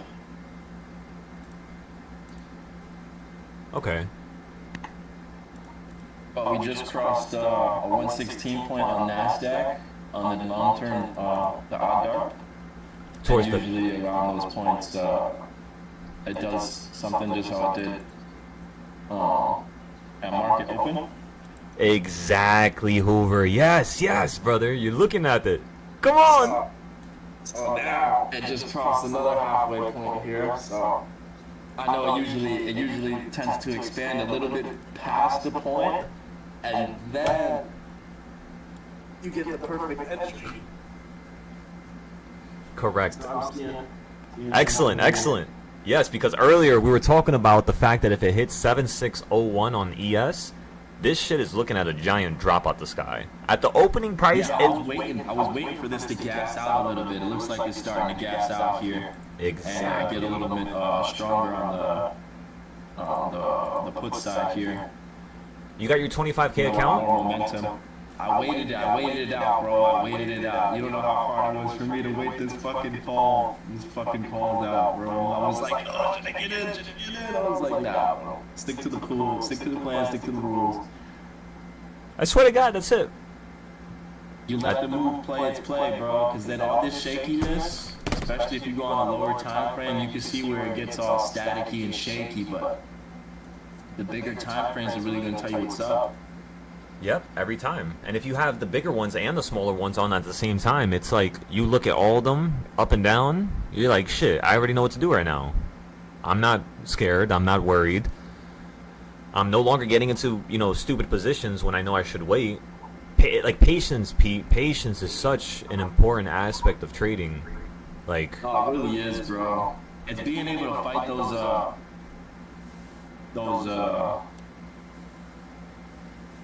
those temptations. Yeah.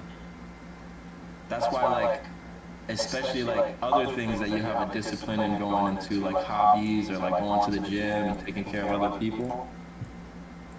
Like, it helps with like the way you trade and shit too, because you know you don't have that sense of urgency, you know. Yeah, and if you can care for yourself and take yourself serious, right, and take yourself, you know, to the next level, what that's going to cause you to do is start loving others around you properly. You know, a lot of people, they try to love others. That's what I try to do my whole life. Try to love others before I even try to understand and love myself for what I could do. And whether that's success, whether that's me waking up that day and being like, shit, I already know I'm going to get it. You know what I mean? Some people, they just need to go through so many trials where that becomes the end-all, be-all perspective. Because if it's not that, it's complete dissatisfaction and complete, you know, negativeness. And that's something that we all have to, you know, stay away from or stray away from, because it's gonna come our way. It's obvious. When people take losses, people get emotional. People get hurtful. People may say things they don't mean it. It's like when you get into arguments. It's like money is like they've never felt something like this before, and they're intuitive. I guess that's not even the best word. Like their knowledge of how they grew up about money. You know what I'm saying? That gets pulled on when they're trading. Like, if you've never had money and you're just learning this and you're trying to make, you know, good profit and everything, Yeah. and you lose, you feel like the world is ending. Yeah, 100%. Because you can't even look at money, like, for what it is, like, after you're in this. Like, you gotta look at money for, like, yo, that's 5 hours of my life I just lost. You get what I'm saying? And that's why it gets so emotional, because people will spend, you know, 40, 60, almost 80 hours a week working their daytime job just to provide bills and shit like that, and then they get on here, and it's a totally different game. And then when they taste it, oh yeah, I'm getting out on my puts. Getting out on my puts here, 27%. I'm good. There we go, Pete. That's what I want to fucking hear. That's right there. What he just said, everybody. My goodness. That's it. That's it. That's all it is. That's all trading was ever meant to be. You take your 20%, you run away. Tomorrow, come back, take another 20%. If you find another opportunity by the end of today, let's say if the market continues to fall from 7 and you want to get puts below number 6 to get into 5, put less money, because you're most likely going to be down in the beginning. Right? You're not going to be up. So you're going to have to give it at least 20 minutes, 15 minutes. And yeah. And then what's the next thing you can add, everybody? CS zones. So if we add the CS zones from today so far, chills, the reason why my reversal points start down here is because that's the opening price. So if you're looking at this candle at the top left, it says 749.39 is the opening price, which is exactly where I have my reversal point starting from. So every one of my trading styles, there's a certain way you want to use it and a certain way you want to put it on the chart. Even this right here, what I'm doing right now, which is another one of our trading styles that we created. And by the way, everybody, you know what's the funniest part? I create all these trading styles, but yet sometimes I'm just like, damn, I created that? What the fuck? That's the funniest part. I don't know how to explain it. I can't explain it. Because, like, to me, creating a trading style is like just being like a superhero. That's what it feels like. So I know you guys want to create your own trading styles, but the first thing I'm going to tell you guys is see how I build mine so you could see how to correctly build yours. Because the way mine looks at the market, it's very unbiasedly. Meaning there's stuff that you can add to it, build upon it, and make it yours, pretty much. And then once you can understand it, you can go on your own little journey. Or a big journey. Some people like small journeys, some people like long journeys. And then you can actually make your own trading style. That's my end-all be-all goal for every single person that's currently listening to me right now. I want you guys to be able to create your own trading style, because you could trademark it, that's yours. You could teach people, and you can have money coming into your family. You know, just like how I have money coming in from teaching, everybody here could have the same. There's so much people in the world that could use this. And if all of us had, imagine all of us have a group where it's like we all have 500 to 1,000 people. That's not that hard across 20 countries. It's not that hard, especially if we travel as a group. Come on now. We're going to become an exchange in it itself, if you really think about it.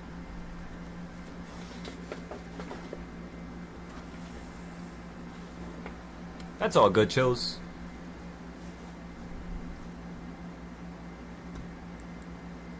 Sometimes it is going to look weird, but then when you look at like the classes on the $1,000 tier, and by the way, the reason why I say that out loud is just so you can understand directly where my information is located.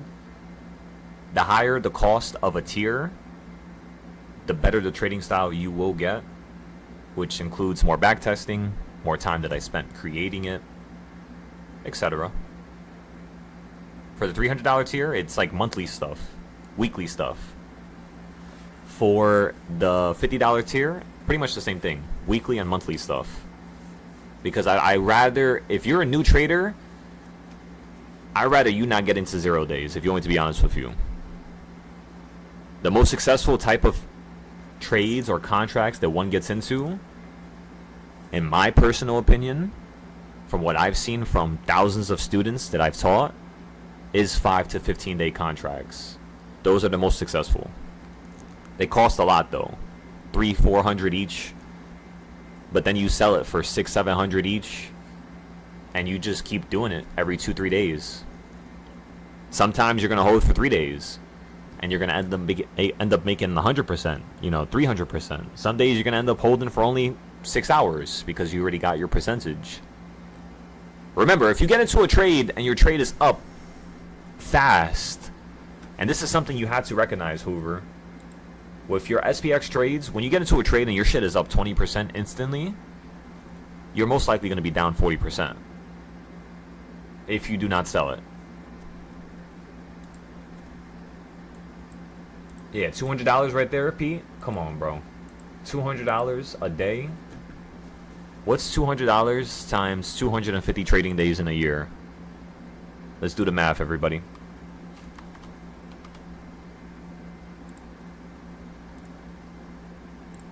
What the hell did I just search up? Calculator. Okay, so 200 times 250. 50,000.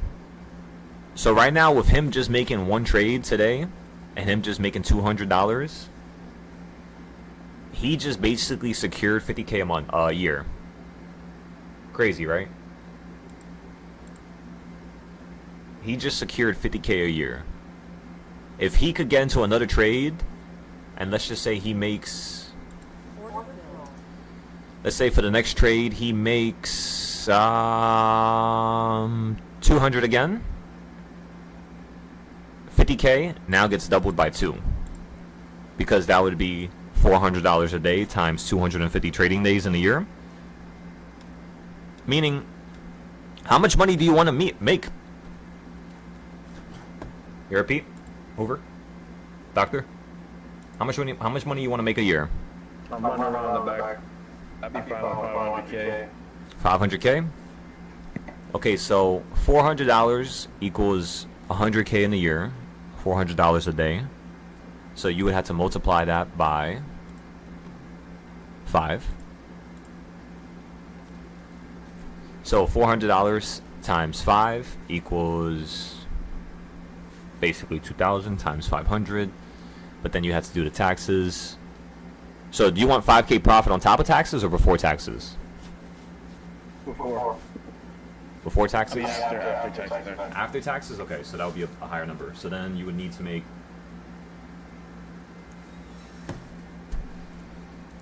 let's see, 2,500 times 250 trading days in a year would put you at 626,000. That's still not enough. So 3,000 a day times 250 trading days in a year. We're not counting losses right now, so if we count losses, of course, it's going to be less. I would say on average minus 100K probably for losses. So that's the stuff that you again have to think about. You have to include losses in your projections for what you're going to be able to make in the future. If you can't do that, you are undermining your own, path to success. I should say that again? I said, if you can't see how one could lose X amount of money within a certain amount of time, plus the taxes, plus the profit, you're not calculating your projections correctly. Like when I calculate my projections, I work on it and I create it and write it as if this is like, I fucking have like a terrible day. I'm talking about I lose both my legs. I can't walk around, no more. The house burns down. I'm homeless. I'm talking about the worst days, right? You got to be able to think in a certain fashion to be able to, adapt to any situation, no matter how bad it gets. So when the market's doing something like this here, you're consolidating around number 7. First thing that I would do as a trader is wait for it to pop above number 7 and hit 7.5. And the second this market hits 7.5 here on my screen, looks like another opportunity for the downside.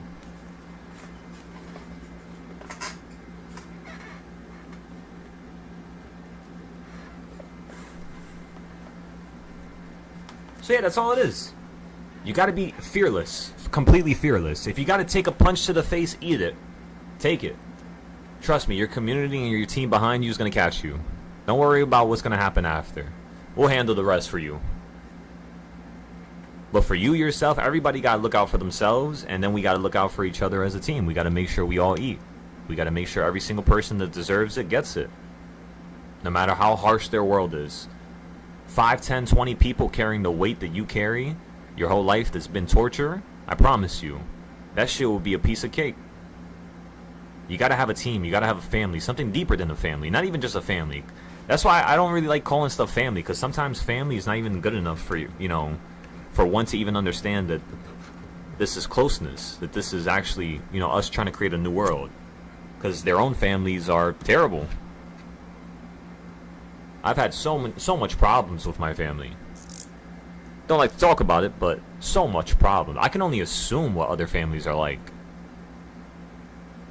And that's something you guys have to consider. This is our family. This is our group. But it's not like a regular family. It's something, that's different. Something way more meaningful.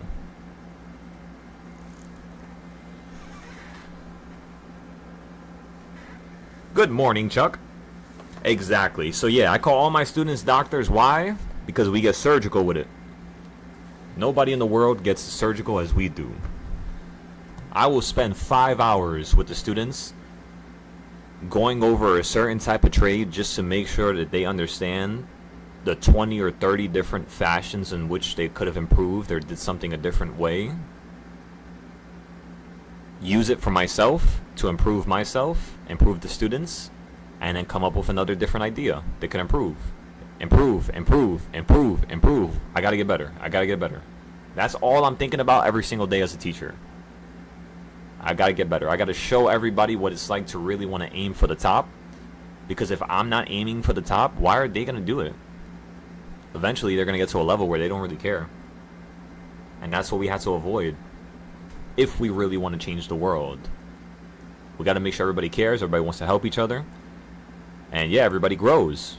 Again, we all deserve greatness. Why the hell am I able to go across the world, make 6,000, 10,000 in a single day, the same cost of my whole entire trip, experience the world, buy any food I want, go on any, little activity that I want, and you guys can't do it? No, I want that for you guys, because it's fun. I don't like doing too much outdoor shit, but for some of you guys that would love to have this opportunity to not be in the rat race no more, this is perfect, yeah. Just don't take advantage of it. Don't be a dummy. It's easy to be a dummy. I'm a dummy sometimes, even as a teacher. We're all students of life. And that's what allows you to grow, is being humble and, acknowledging your failures and how one could improve. That's the trick here with trading. So for tomorrow, we bought on number 5. We bought some on number 4. The market continued to head up higher. Why? Why? Well, it's because on the weekly, when you really look at it, the market's just getting to a level where you could fall from. Like right now. Like right here, right now. Meaning the whole day, when you were trending, even though this was an A plus setup on the weekly, it was a C plus setup. It was a B setup. On the monthly, definitely a C setup.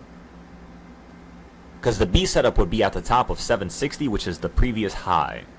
That's what we talked about last week and the week before. The A plus setup, you know where that would be? Exactly above the high, which is 763 to like 766-ish. Somewhere around here. But yeah, that's pretty much all. You know, as long as you keep looking at it on the weekly and you keep looking at things on the monthly, your 0-day trades are going to slowly get better and better and better. If today you have to take a loss, you have to take a loss. That's it. That's what God has assigned for you to deal with. Are you going to want to deal with it? I mean, it depends. It took me 2 years to break down my trades and look at my losses because of how hurt I felt. Is it soft? Is it, you know, not stoic? Is it not progressive? Is it, you say whatever you want. Was it, you know, me trying to act like something I wasn't? I don't know. But the point is that it took me over 2 years to actually break down my trades. But then when I did break them down, my whole life changed. Not only did my personal life change and I started to see the bad patterns that I was having in my personal life, but my trading changed. It got better, more structured. It wasn't the best, of course. It's never going to be the best. There's always room for improvement. And we all know that. But we're not scared of getting into a trade just because I know I need to improve. No, because if I get into a trade and I have a loss, that's my quickest way to improve. It is. That's a lesson right there. That's why I love losses. They're good for us. They allowed me to get to this level in the first place, after all. You know, it wasn't by winning. In the beginning, that's all it was, of course. That's why I became, like, so attached to the stock market in general. Where, like, this literally transformed my life. Every day I go outside, I'm reading news reports. I'm reading earnings reports. I'm reading about CEOs. I'm looking up LinkedIn's. I'm trying to see somebody's history, somebody's potential. Can they improve this company? Right? Are they going to lead this company to failure? So many juggling thoughts that one needs to go through in order for them to actually achieve success with the stock market. And the simple fact that I simplified it all for you guys, I hope you just take it for what it is. I don't want you guys to feel like I made you. Because especially for men, we have a bad, I don't know, just like a bad relationship with feeling like others made us. And like, you know, we didn't do it ourselves. But I don't want you guys to feel like that. These trading styles, whenever you learn them, they're yours. They're yours, they're yours, they're yours. You know? That's the beautiful part about being, you know, in this community. So I'm giving you guys this stuff. Now you can teach your family. If you teach other students, that's fine with me. It's just you have to let me know prior. Because there's a lot of different ways of teaching. You don't just teach somebody the way you trade. That's improper. That doesn't highlight all the ways that one can actually avoid a certain, you know, loss or a certain situation going against them. It's a little different. But yeah, just let me know. If you guys want to teach family, if you guys want to teach your wives, children, I would much rather your children learn from me and you for free than your child have to go through $200,000 of college debt just to put their life behind. Like, come on. I do not want that for my family here. And your kids are family at the end of the day. Given the fact that they're not going to be allowed to be in the Discord if they're under 18, they're still family. You know, we're all family. When we go on trips together, when we start going on vacations together, this is family. You know? Simple, sweet. Is there going to be people we have to watch out for? Is there going to be certain things we have to look out for? Of course, but don't worry about that. I'll take care of all of that. I want you guys to really feel like You know, you could talk about your losses, you could talk about your wins, you could talk about this, you could talk about that, and nobody's gonna hold it, you know, against you. I never hold anything against my students. No matter how much times they go through the same problem. No matter how many times, you know, we get into arguments. Because sometimes it gets to that. You know, a person just doesn't improve. They just don't want to improve. And it's 6 months in, they're still paying for my Discord, and I'm telling them, like, please, like, until you start showing posts again, I had to remove you. And they still want to be a part of it. They're still, you know, going for the lessons. They're still going for classes. I can see them trying. I really see them trying, and I don't want to remove them because I could see the art of trying inside of them. But the simple fact remains, it's just like, you got to get it done. You got to get the job done. When you go on a mission, you got to get it done. If you can't produce satisfiable results, we have to switch up the mission for you so that you can survive, you know? This game is the art of surviving as well, right? Not just being able to understand when you should buy, when you should sell, when you should hold yourself accountable. Sometimes you just got to take things real slow. Even when the market's speeding up, just slow it down. Less money, less trades. Wait, see what reversal points it's smacking off of. Keep looking at Friday to see what it did on Friday.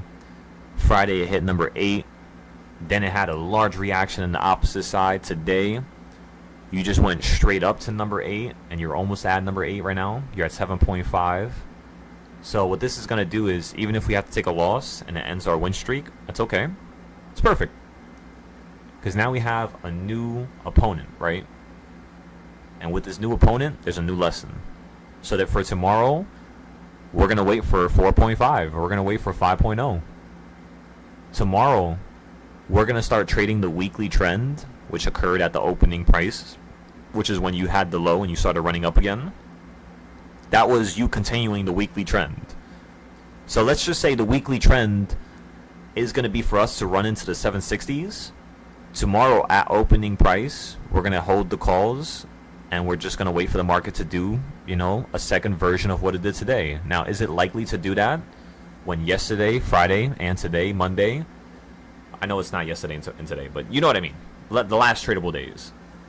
Can it do that? And the answer is, yeah. The opportunity's still there. That's why we have to take our time. That's why you'd never want to average down too much at one point.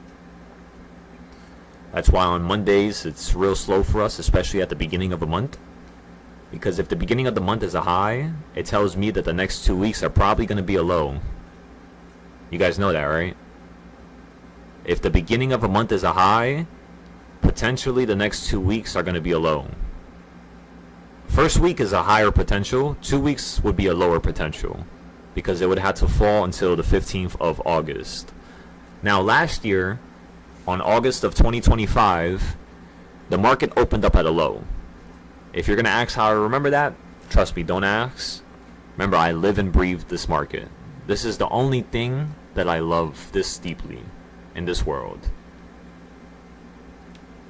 Last year, you ran up to the 15th, fell out the sky, you hit the 21st, you held on the 21st, and then you ran into the high, which was the 28th of August.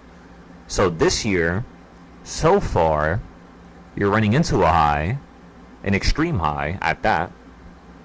If you get above number 8, you're now doing 2-3 days worth of a high, because that's usually like a weekly trend, right? When you do like $8, $10 in a day. Usually it takes at least 2 days to do something like that. And hold and show you signs of it wanting to potentially go up a little bit higher. So aside from that, I would say this looks still really good for puts. You filled a quarter of the gap, so we're going to have to fill that gap in a couple days whenever the market falls out the sky again from 760. So that's awesome. Yeah, we're just opening up our monthly trends right now. We're just waiting, being patient. We're still in the short. We're still profitable right now. We're just waiting.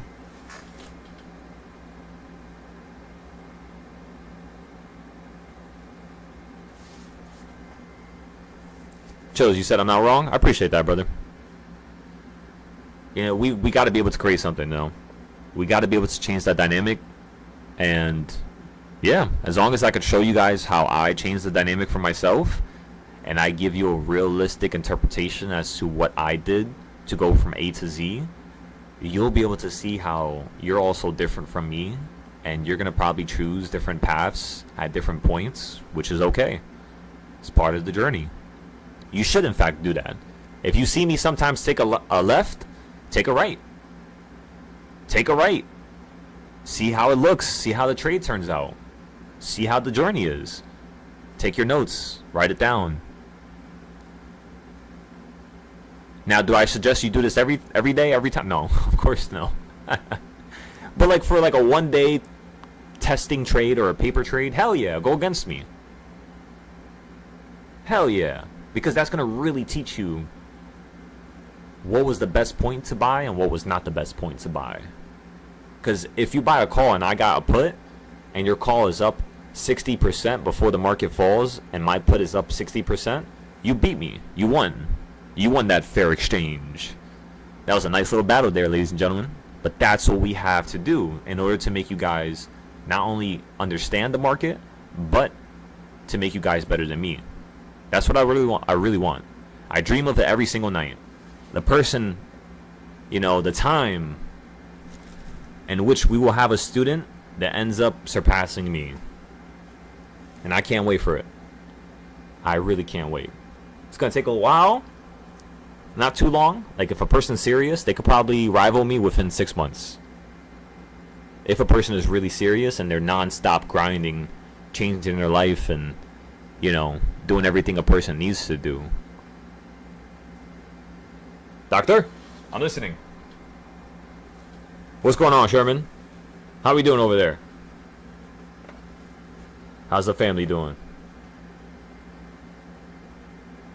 Yo, Sherman, I went fishing yesterday for the first time. I mean, I didn't really catch nothing, but being on a boat, I'm not gonna lie, I can see why you guys like being on boats now. Besides my battery popping out the damn camera and fucking dolphin diving off the side of the damn boat. Fucking $100 camera, or $100 battery, goddamn.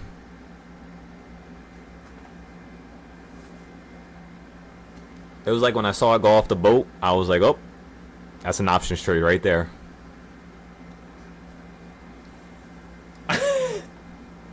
Imagine you start counting stuff like that that happens in your personal life like a loss.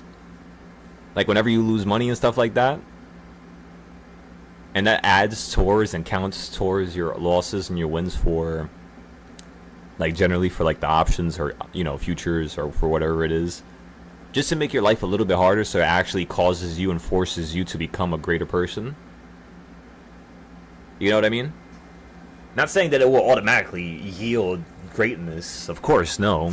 A lot of other factors, but it's like one of them. You said challenge accepted. Let's do it. Let's do it. Whenever you guys get into trades, just go on the app and then I'm gonna post it today because we're gonna do it with the futures, like mainly. The first day of the month, you guys know how I am with the first and last days of the month. They're just fucking insane. I like the 7th, 15th, 21st days of the month. Like every 7 days, those are my favorite days to trade. But tomorrow does, if we do open up at a high, like higher than today, like 756, I could definitely see us running to 761. It just matters if we can get over that 759 point. Also matters if we can hold right now. Because the second you fall below number 7, straight past to number 5, and we'll see if you're going to hold on number 5. Because if you hold on number 5, I could definitely see a continuation going to number 10 and potentially like 12 to the top side.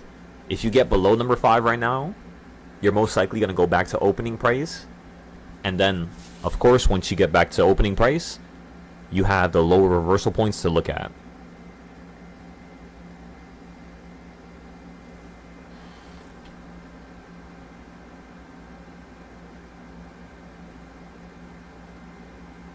There we go. Nice little Tesla call today. You're gonna go on the cruise on your birthday? When's your birthday, Sherman?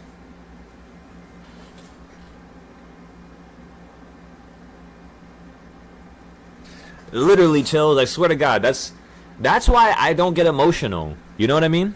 If I fuck up and I lose something or my phone drops, just like how it did yesterday, and I break it, because apparently there's no other way that my screen is going to turn white. I guess I dropped it and I wasn't paying attention, or I don't know what the hell happened. But all I know is broke. Phone is broken. We lost the battery. We got to make at least like another $200 here. And I'm only counting the small accounts. We can't count the bigger accounts right now, because then that would defeat the purpose of us having a loss. Because the amount of money we have would basically be like, oh, it's okay, you had a loss. Who cares? But that's how you start going down the wrong path in life, is when that who cares mentality steps in. When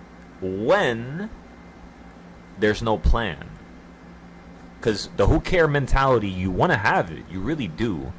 But at the proper time and place. When you're getting into a good trade. When you're not worried. When you're not being unlogical.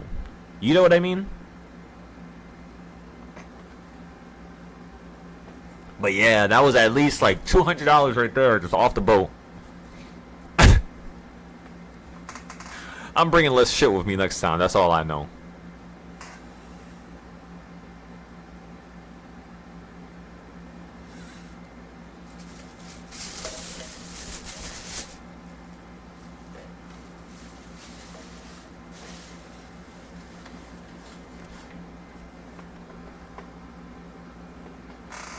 On the 13th? Oh yeah, that's super close. That's like right there. So your birthday's gonna be on the Thursday. Your birthday's gonna be on PPI. CPI is gonna be on Wednesday. So if you're gonna trade on the day before your birthday or the day of your birthday, what I would do is I would try to wait for the higher reversal points, kind of like today, like number 7. If you're going to play anything in between on your birthday, I would only buy using like 2% of your account. Like a really, really small amount. So to the point where it doesn't really even matter if you lost that day. But if you do take a nice profit, nice little $100 trade, $200 trade in terms of its potential. Now, how do you dictate what potential there is and what potential there is not? Well, the first thing you want to do is look at the area that you want to buy a put from or a call from, and then look at the area that you want it to run up to before it happens. Look at the strike prices and see what the price of that contract is at that level. Your contract might be like $30, but then the other contract might be like $80. That right there tells you that if your contract runs up a little bit higher, it's going to go from $30 to $80. So that's a $50 trade per contract. Let's say you get into 2 of them at $30. It runs to $80. That's a $100 trade right there, just using $60. So you can make $100 a day, which is $500 a week, like most minimum wage jobs, and all you got to do is literally get into 2 $60 trades per day. That's it, you know? Take things, I'm telling you, take things slow. If you guys have some money right now, please, before you waste your money and you have to suffer, think about every action that you hop into. Are you hopping into a trade before you have the charts done? Are you putting in too much money when you know you shouldn't? Are you fixing your charts and writing notes every single day? You know? That's going to dictate your success. Because if you want success, I'm telling you, you're going to have it. Trust me, you're going to have it. By all means, you're going to accomplish it, acquire it, and you're going to, you know, pretty much just go right through it. Straight past it. To the point where you have your next goal that you're aiming for.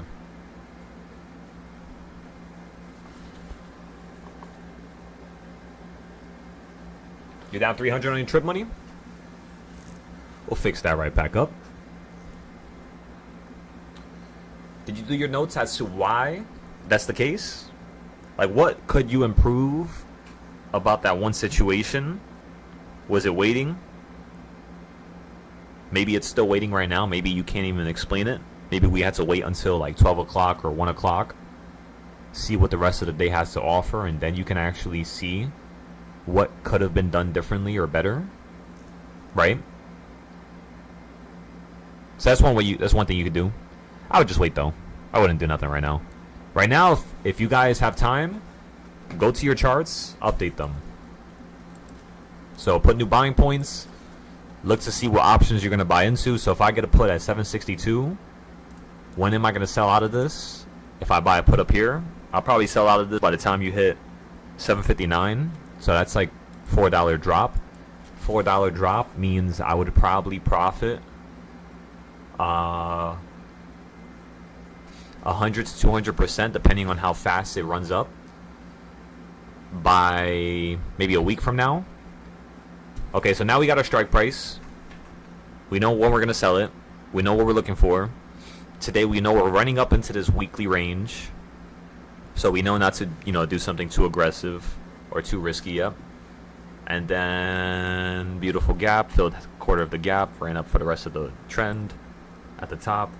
Looks like you're just going to lose some momentum here and end up falling and tilting down lower by the end of the day. So yeah, just give it like another hour here. Hey, you guys' birthdays is right next to mine. Your guys's. The groups. A lot of individuals have the same birthday. However you want to phrase it. Mine's on the 15th of September. So basically a month and 12 days. Month and 12 days. For my birthday, I have no idea what the hell I'm going to do. Probably... you guys already know. Where do I normally go? Same place, probably. Nah, but yo, this time it gotta be different. It gotta be different. It gotta be different. It gotta be different. My 26th birthday, I worked hard for this. I worked really fucking hard for this. I want to really enjoy my birthday this year. I don't know what I want to do exactly, but maybe, I don't even know. I gotta think about it still. Shit, I might just, if anything, I just get a damn car. Honestly, at that point, just get a damn car. I'll be happy with that. Which means tomorrow and the rest of the week, we're gonna have to resume the crazy challenge of making 50,000 a day. Today, as you could tell, we're just chilling right now. Chilling, testing stuff, having some fun. Not being too aggressive. You can make it 150 a day? That's really good. That's more than most minimum wage jobs, Some states, their minimum wage is like $8, I think. That's unbelievable. We should actually create something like that. That would be fun. To create like a part of the app that tells a person if they make a certain amount of money, what state they could live in. Or what part of the world they unlock. Like if a person starts making $10,000 a month, boom. They unlock Japan. They unlock Hawaii. They unlock, you know what I mean? That would be a fun ass. Wait a second, I gotta write this down. Wait a second. Wait, fuck, my phone's broken. I gotta write it down over here.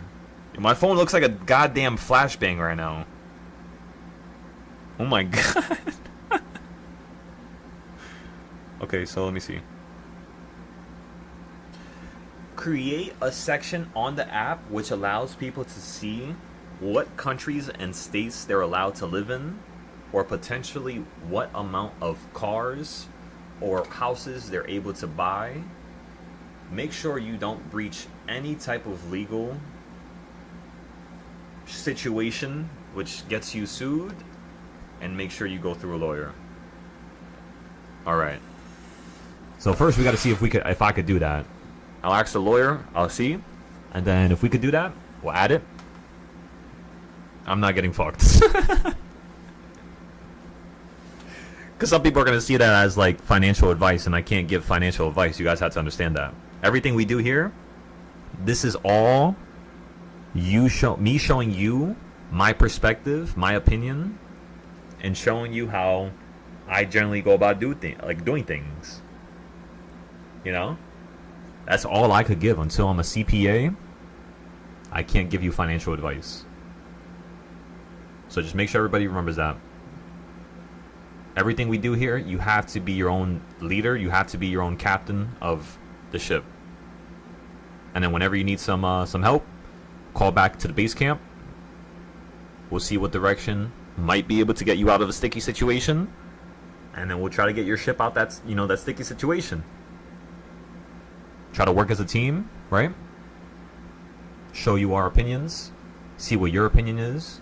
Maybe you fold your opinion, create a new opinion, a new perspective, and it ends up rivaling mine and being better than mine. That's definitely possible, you know?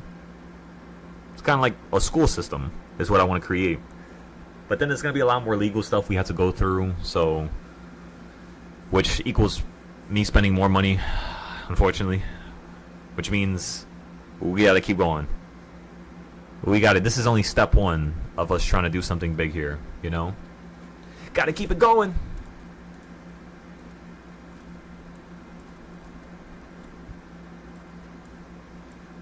Okay, looks like you're going to snap down to here, so that should be 156 profit.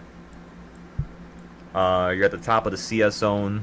Made a new CS zone. That one right there and that one right there. You're about to hit number 8 on the reversal points. So we added 4 contracts last time, so we have 5 in total now. We're going to go ahead and now add times 4. So 5 times 4 would equal 20 contracts. This is how I go about averaging down. Every time I average down, I multiply it by 4. So let's say if I get into a $100 trade and it drops to $10, I would then buy 4 more of them at $10, which would significantly drop down my average, right? For example, if we look at the first time we bought into our contracts, let's go take a look. A little look-see. Remember, make sure you guys are writing down your notes and paying attention to what the trade is doing and how much it's worth and when you bought in and what you could have potentially done better. Don't be emotional. If you have a loss, it's okay. It's the closest thing you're going to have towards getting to the next level. Getting to the next level and becoming a better trader is not supposed to be easy. It's not supposed to feel good. It's supposed to burn and it's supposed to hurt. Any level of success dictates that. You know? Gotta burn and it gotta hurt. Some way. Alrighty. Let's go to this account.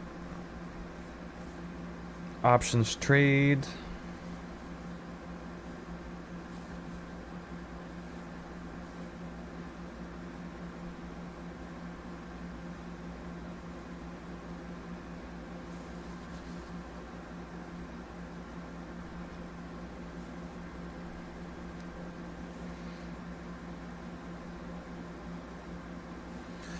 Okay, so when we bought the options at, let's see, we bought these, what was this, 749s? How can I see this on Moomoo?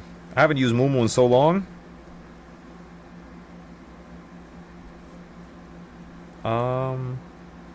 Go back over here, and then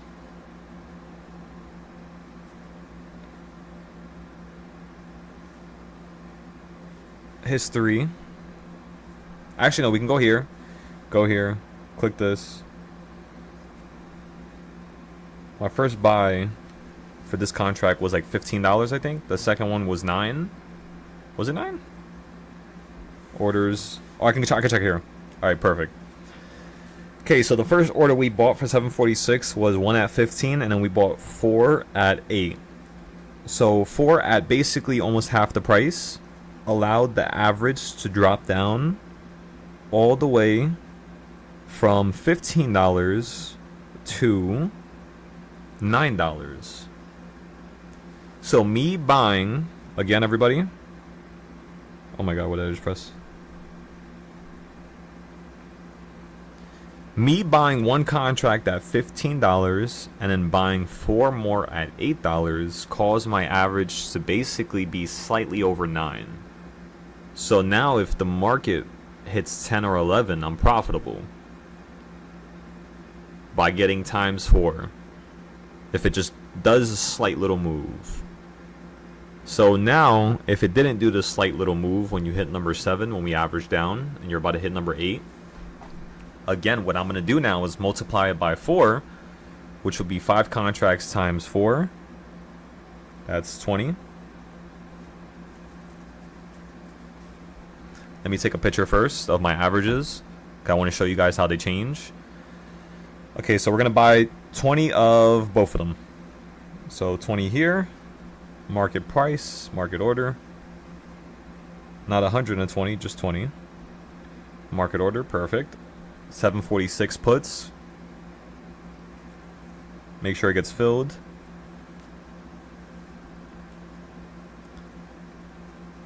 Alright, those are filled. Now let's get the next one. 749 puts. We're also going to get 20 of these. Remember, we're doing a little test here for those of you who are joining in a little bit late. That's 140. Now, my average fell from $9 and my average is basically at $5.50. The current price of these options is $5.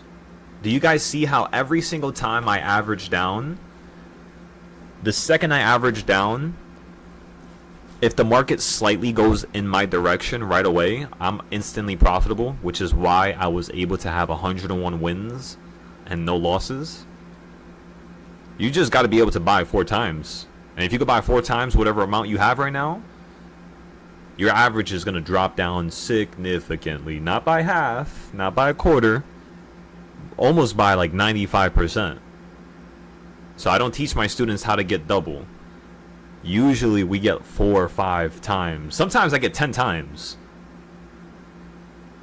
Because then what it does is my average would be, instead of 550, it would be like 505.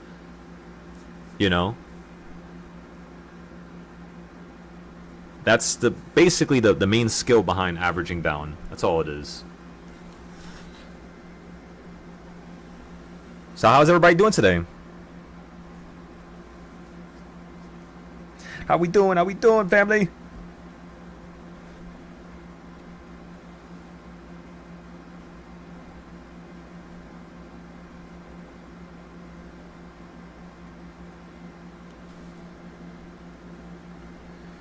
Okay, and then the options I bought this morning, we have a bunch of those. I'm going to double it and get another 300 at reversal point number 7 here. And then we'll see if the market is going to just destroy the value by the end of the day. This is still with the combine account. Not the combine, the damn competition account. So yeah, same thing still.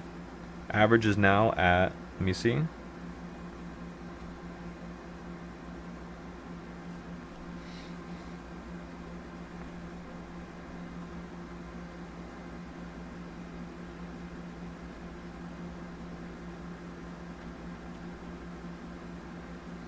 It's definitely waiting for something different.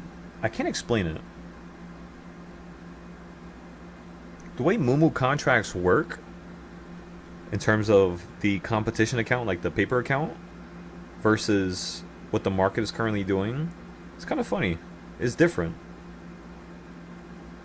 It's not exactly as normal as every other app.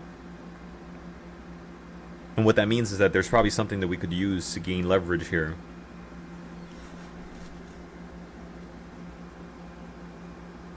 You said you don't like trading SPY? Well, you have to understand, it's the same shit as trading Tesla and every other company. It's just the way you trade every company is a little bit different, right? Like, for example, with SPY, at 9:30 this morning, we told everybody, since you gapped up at 751, it's still not at the high, so I'm still waiting for a new high. So I just like to wait for the area to be hit. Could I play the continuation to the upside? Of course. But because of how it looks, the continuation to the upside, this looks very terrible. You had no type of retracement at all today. Which means, get ready for tomorrow. Just get ready for tomorrow, ladies and gentlemen. You'll see. You'll hear my idea right before the market opens up. We're not going to say nothing now. But you'll see it. You'll see what we post on the Discord in the next couple hours here before the market opens up tonight. And then we'll see if we're correct. We'll see if we're wrong. What we could improve. And what you guys could use for the next day. Because tomorrow is, of course, Tuesday. So we got to prepare for also Wednesday now and Thursday and Friday. Friday is non-farm payrolls, so you're going to have a little bit of news. Next week is CPI and PPI. Besides that, we don't really have much things to worry about here. Again, we're going to continue to take it slow today, while at the same time using the competition account and getting into some sweet little futures trades. And then, yeah, just give me a second. I'm going to get some water real quick. I'll be right back, all right?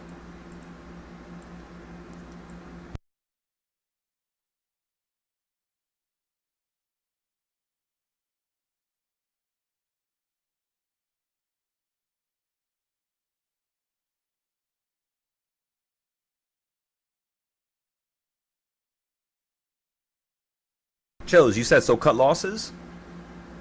Oh, no. Still a little early. Still got some time. All I did was add to mine. Just a few more contracts for now.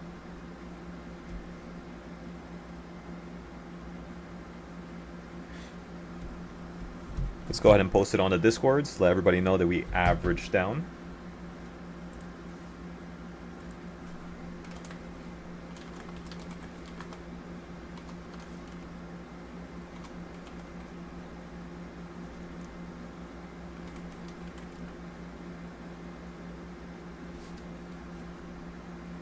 Okay, so we got more at number 7 here. All of our counts are in this trade. Anything we got to look for now? Nothing, really. Our average here is how much? All right, $8 and $6. Okay.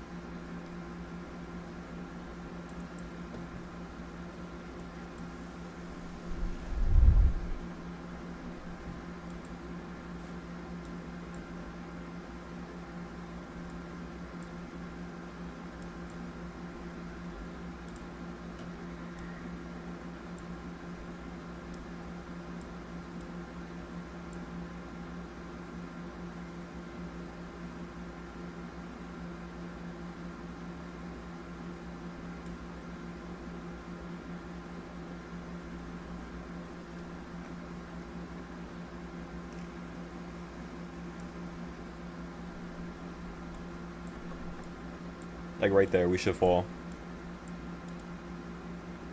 I'll make 250, which is not bad. I'll be happy with that. On this account,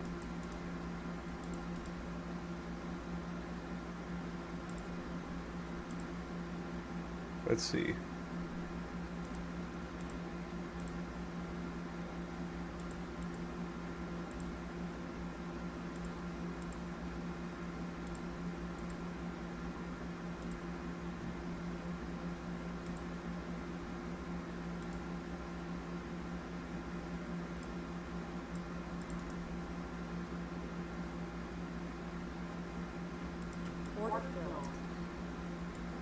Let's continue to go short here again with the big account now. I'm looking for 2,000 in this drop right here.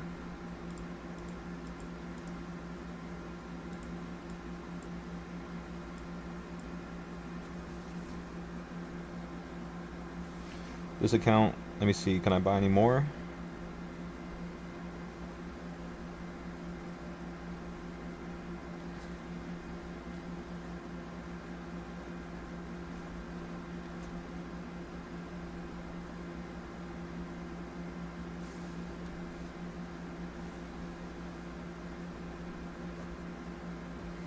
see, out of 600, 668. Let's take a picture of this now. I'm down 34,000 on the competition account on the trade we bought in at number 5 that we just averaged down on right now. So now we average down on everything. Next step, in my opinion, is going to be to wait for the bigger accounts to sell out of this trade here, and then to wait for us to get above number 8. Meantime, I'm looking at more options here. This looks really good for puts. Really, really good.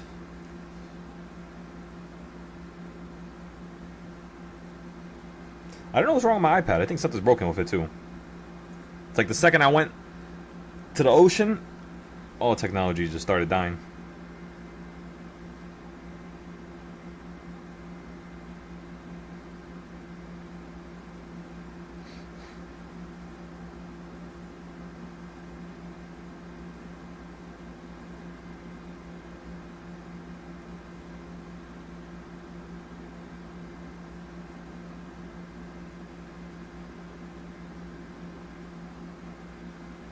I got 756 puts here as well.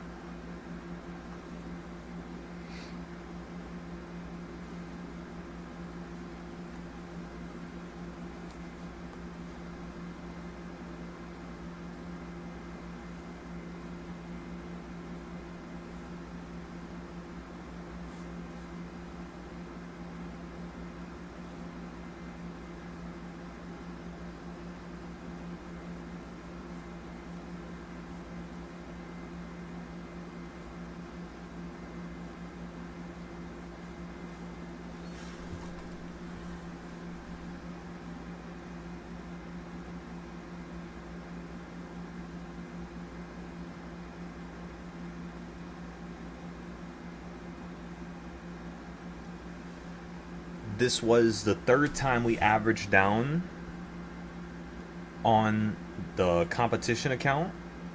We're looking for a drop down to number 5, which is about $3.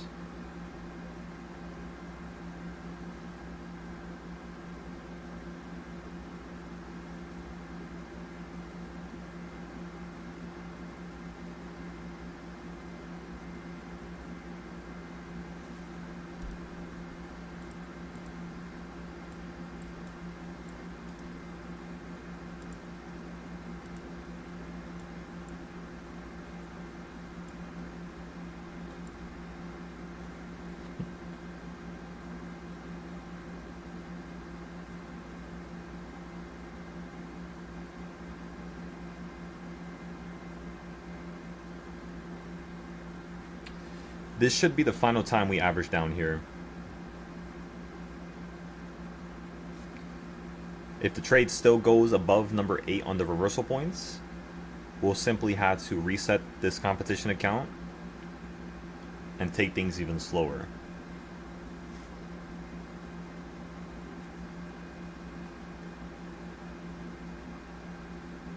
Losses equal lessons.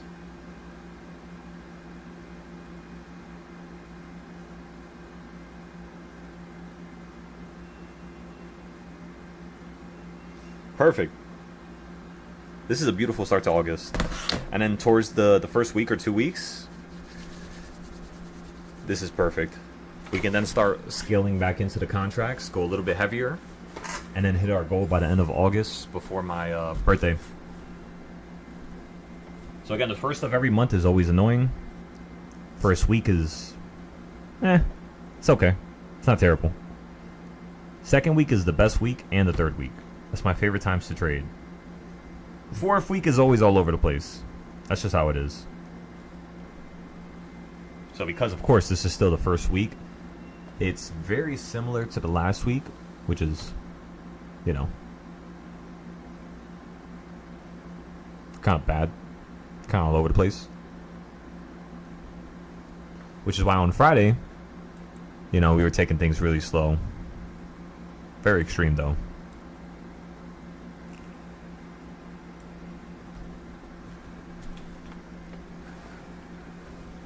So you hit this on Friday 2 hours earlier. So yeah. On Friday you ended up falling down to number 5. So half of that is going to be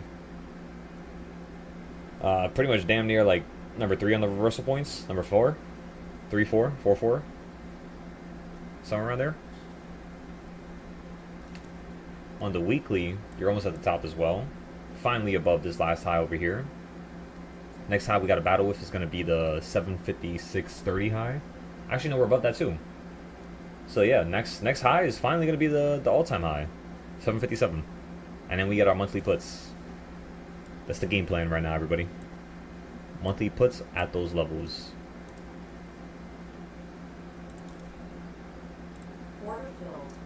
I got more contracts for the downside here.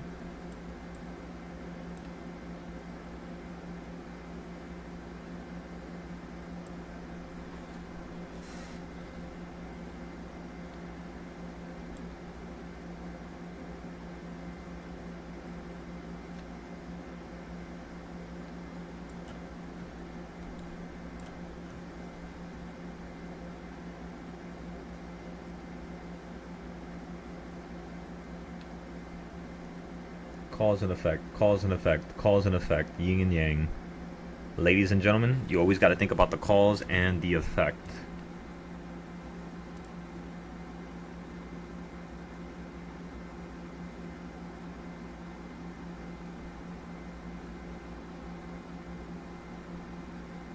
Might be another peak here.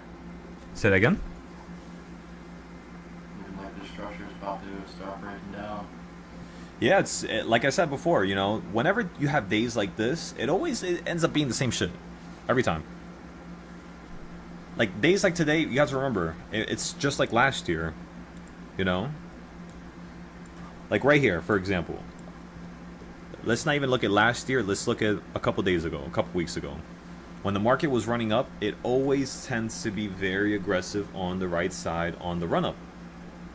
Like when you're going up to a new high, and then it shuts down at certain levels and does certain things at certain points, which we know why. But let's just say we're not looking at, you know, the rationale behind our other trading styles, and we're just looking at this one trading style. The first thing I'm looking at right now is these 2 yellow circles we put down last week, right? Like right here. I said August 7th or the 15th will be a high, and then we fall out the sky. So obviously it's August 3rd, and you're already at the high. So we still have a couple more days before we could fall out the sky on the weekly, which is what I'm really, really, really looking for. But the fact that you did it, goddamn, pretty much did the whole trend. I thought you were going to fall down a little bit, like down here again, and get like stuck in the previous price action, get a little bit of like more annoying, fill the gap, and then potentially start heading up higher. But you're doing the most aggressive trend. And when this happens, yes, you usually get a quick drop out the sky, which is half of whatever we ran up. So if the bottom recently was down here, whenever we stop at the top, that's where you're going to end up falling down to, that middle point. Which, it's so funny because at the end of the day, it's at the top of this parallel channel as well, which is where you broke out of last night. Looks like you're just going to come back down here, which is 744. So after you hit 761, 766, you're going to fall down about $20 on the weekly, so that everybody's prepared now. These are your main trades. This is where you mainly want to put your money to. If you have no money and you got to build money, first thing you have to understand is that the only thing you could really do is use 0-day options. With 0-day options, you merge that with CS zones, which is what I have on my screen here. And yeah, you buy at the A+ setups, which was 5, then you average down at 8. And then let's see what today has to offer. Let's see what's next. Very high, you know, chance we'll see some type of retracement. But it is possible you continue to run up into the sky because you're not at the 760s, right? So just remember that. The reversal is becoming more and more and more probable. But you still could be very aggressive on the short term. So do not put too much capital at one given point. Nice and slow. Whatever is manageable for you where it won't make you feel emotional, just work down that lane. That's how I pretty much like to work, honestly. And number 8, one of my favorite points. Me and 8 have a good relationship. 5, 5 gets annoying some on days like today, where it's like the weekly trend is a little extreme because of Friday and last week. But aside from that, I mean, still pretty good. Last trade we got into, the puts, so far we're up 400. We put in around 3,000 there, which was 14%. And then the option we're down the most on is going to be 30,000, which is just going to be 70% now, because we averaged down a little bit more. Just a tiny bit more.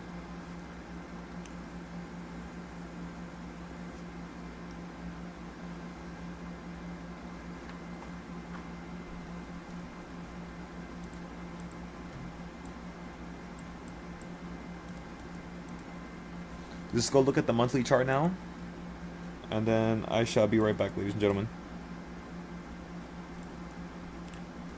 You're getting closer and closer and closer to the target we had drawn earlier. So close, it's not even funny now. Because remember, on SPY you broke above this high over here. On futures you did not break above it yet. So just because you broke something on SPY doesn't mean that, you know. Let me refresh it just to show you guys. Again, just because you broke a high on SPY, it doesn't mean anything. Are you breaking the same high on the futures? And as you all could tell, when we go back over here now, I'm pretty sure the last high was like somewhere over here, wasn't it? Or am I bugging? Let's go to the 15-minute. Yeah, it was like slightly higher. Alright, let's zoom into the last high now to see how close we are. Yeah, so last high is still higher than now, as you all could tell. The blue line is higher. So you're at King's Point. You're below the point, which means you can still get above this point and still fall out the sky.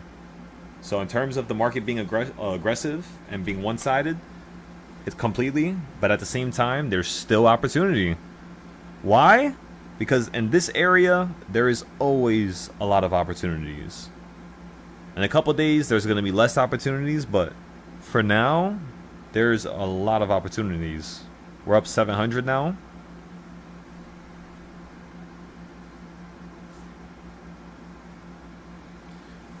Those other puts, they went back in the money now, so now we're profitable on those. We're about to be profitable.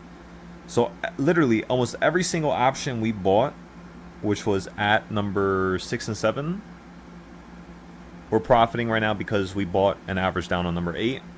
And let's go take a look at number SPY right now. Yeah, that's literally because you got no downside. You know, you got no downside today. So of course the downside, the puts are going to get stimulated very quickly. Oh my goodness, this might be another big ass trade. When I'm looking at it like this, on my futures account that we averaged down on, currently we're up $200 on the big account, which is not too much. We're still waiting for a bigger drop.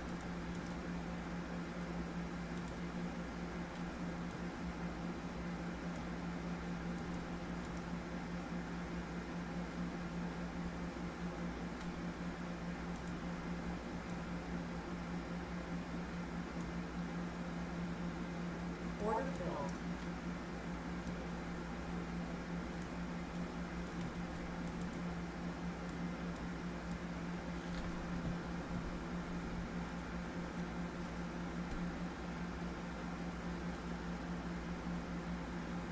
So if it doesn't go that way due to the opposite side takeover.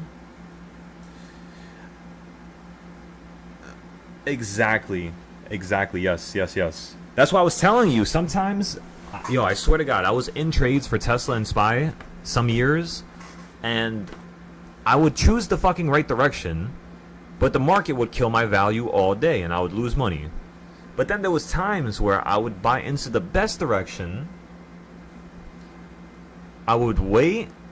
I kid you not, I would wait. The market's going against me. I'm down 80%, down 90%, down 95%. And then I'm up 200% within 30 minutes. Not by averaging down, but just by the market flipping and doing what it was supposed to do that day on the weekly. So the weekly trends, when you're focused on those, Hoover, and you're trading the daily, it becomes very easy to understand why the market even ran up this much in the first place. Why didn't it listen to number 5 today? It's because the weekly. But we knew that, you know. That's, again, the reason as to why I got into my big accounts so late. That's why I didn't put too much money. And that's also why we're trading on the competition account. Everything has a reason for it. Tomorrow, I should be able to fix my phone. I still got to leave to the Apple store here. But, yeah, we'll see. If anything, if I could sign into my... For some reason, I can't fucking sign into my Apple account. I don't know if I fucking forgot the password or something. But apparently I locked it. So I don't know how it's going to go when I go to the Apple store now. I'm pretty sure it's the same password, but I don't know. It's just so weird this morning.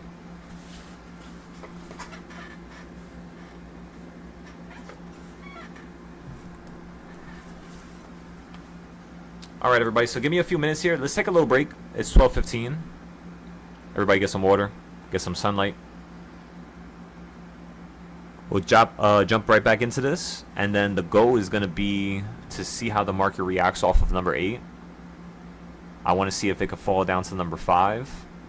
And when it hits number 5, potentially we can go for a little scalp trade for the calls. If it falls past number 5, just watch out for number 4, of course. If it gets stuck at number 7 and you fall down to 7, watch out for the market to be able to run up higher here. And yeah, that's really all.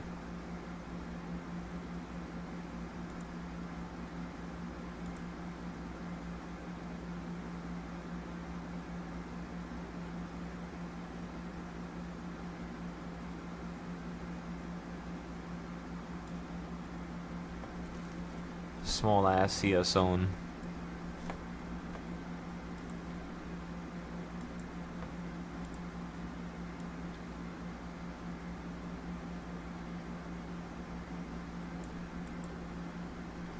So you're at the top of a CS zone. This is the first time you fell to the bottom of a CS zone ever since what time is this right here? Ever since over here, which was like 10:50. 11 o'clock. So now you're doing something that you were doing at 10:50 and 11 o'clock, and it's becoming more consistent, which to me tells me that, you know, of course the price action is breaking down a little bit. So yeah, give it some time. Be patient, ladies and gentlemen. No need to rush anything. Just have some fun here. Have some fun. Come on now. Regardless of how today turns out, we'll write about it, we'll talk about it, and then we'll see what we could improve about it. Be back in 20. Shit, I just realized my phone doesn't work. Oh my god.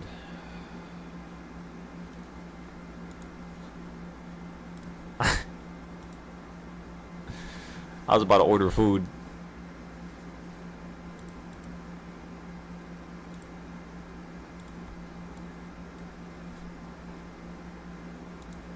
Let me think. Alright, give me 1 second.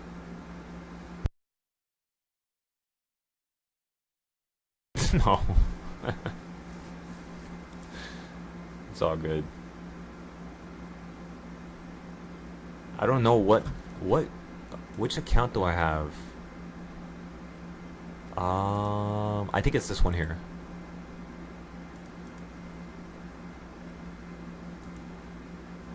Is it this one? I think so. Yeah, it is, it is. Okay.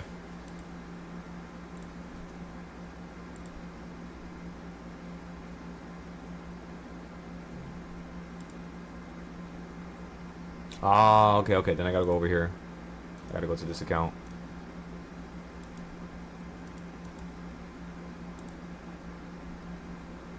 I don't like keeping money on my debit card, so I usually keep it on my phone.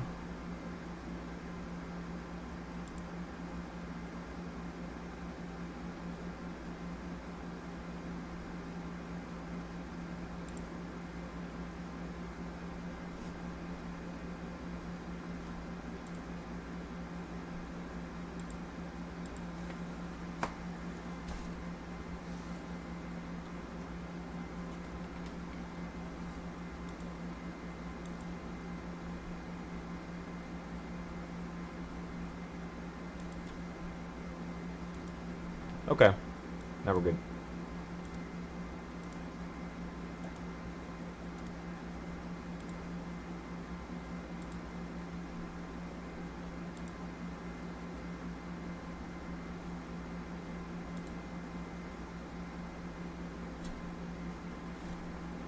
Also, I want to see something.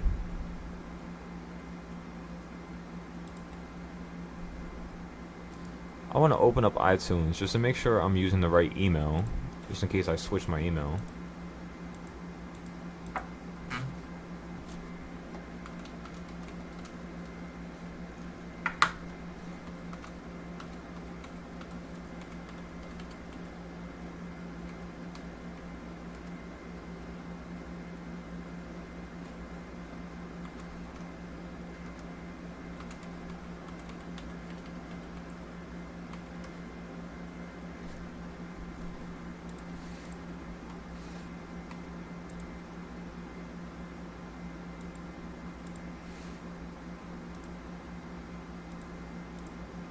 Huh.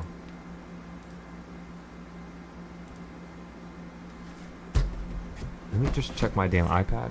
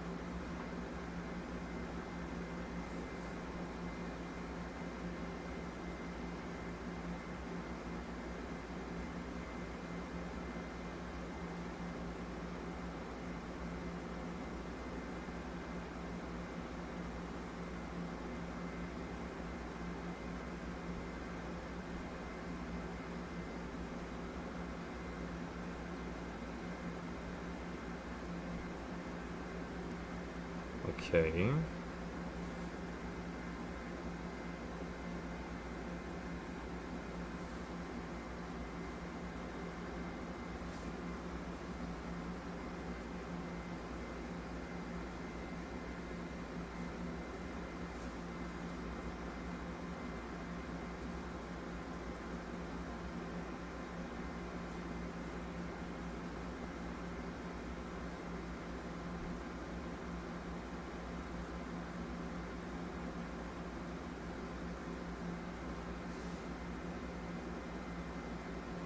What in the world? Oh, pfft.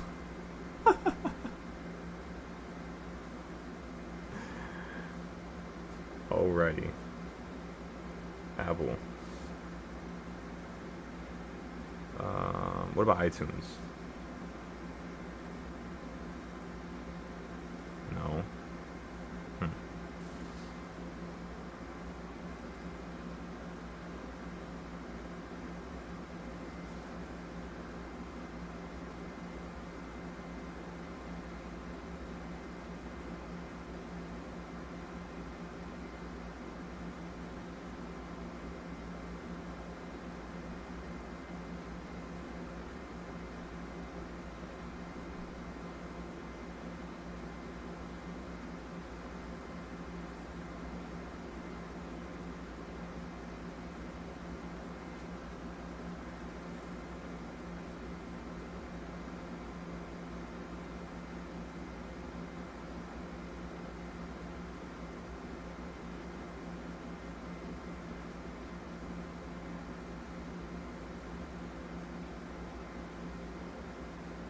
Yeah, I have no idea.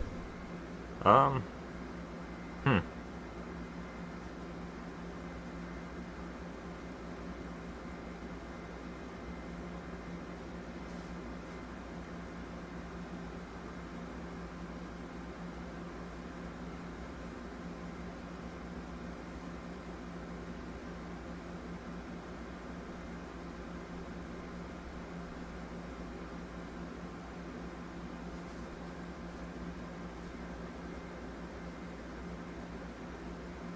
I'm pretty sure that's the damn password.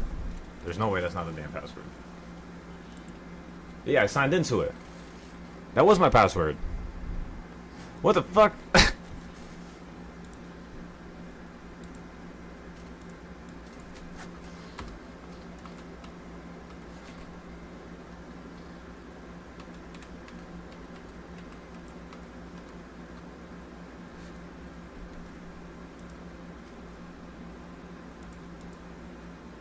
Four.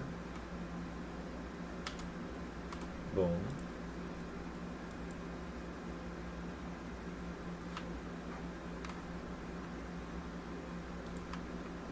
There's no ways because of that. Let me see. Let me see.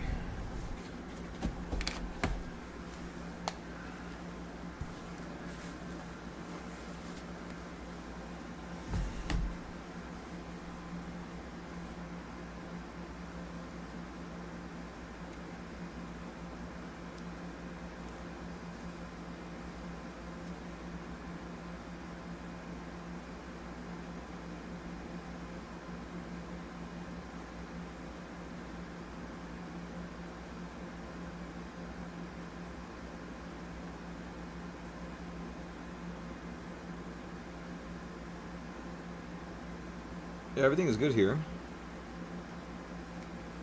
Okay.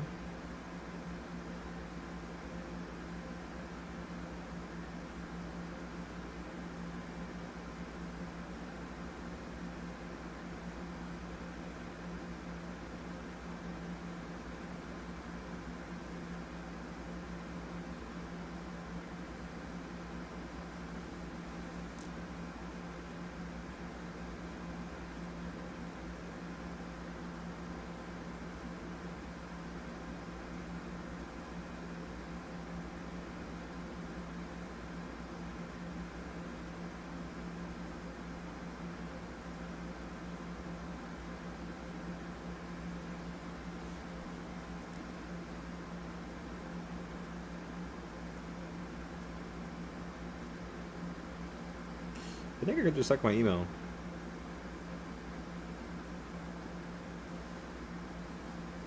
Mail.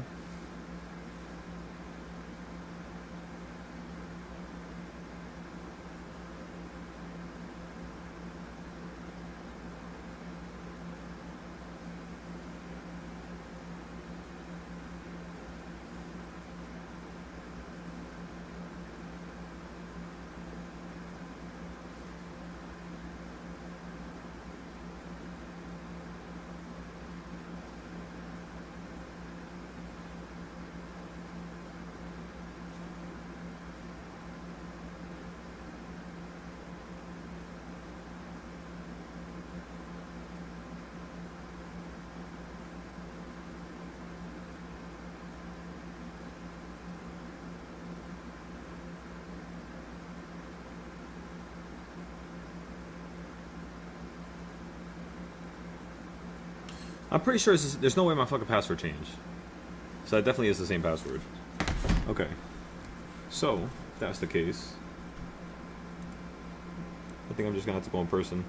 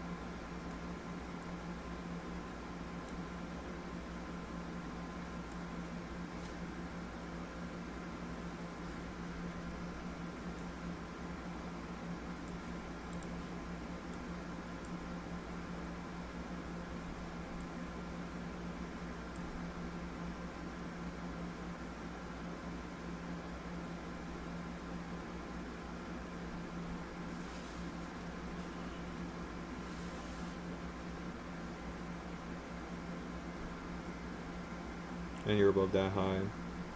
That's the next high you're gonna battle with.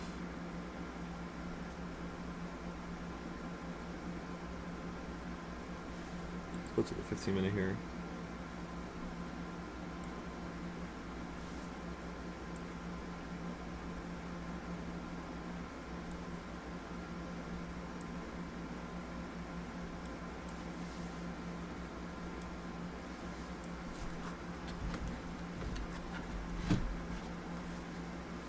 Alright, everybody, so I'll be right back. Let me just grab my food.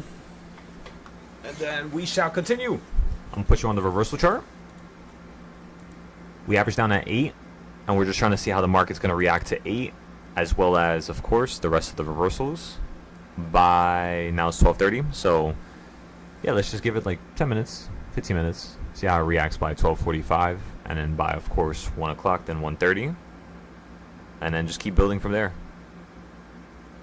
Nice and easy, nice and slow. 15% of your account max at one given point. If you had to stop out, sell out for a loss, that's okay. Just make sure you do your notes so that no loss is in vain. Right? You gotta make sure everything is meaningful and everything counts. Loss, win, there's a lesson behind everything. So, yeah. Give it a second now, everybody.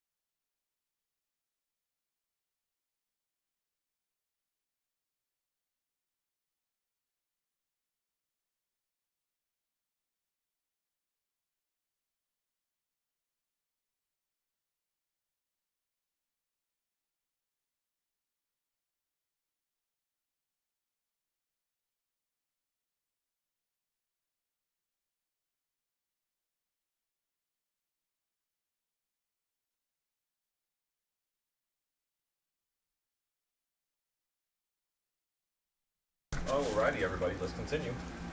I just smacked my mic. I have the goddamn lights turned off.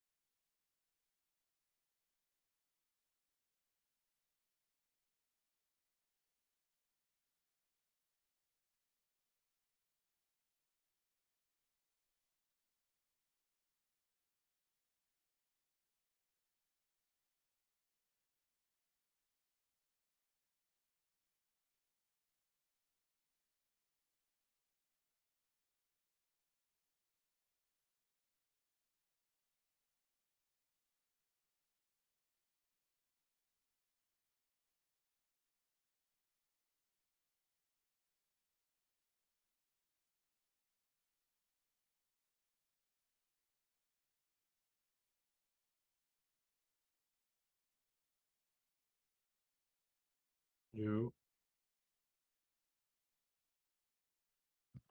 You. Yep.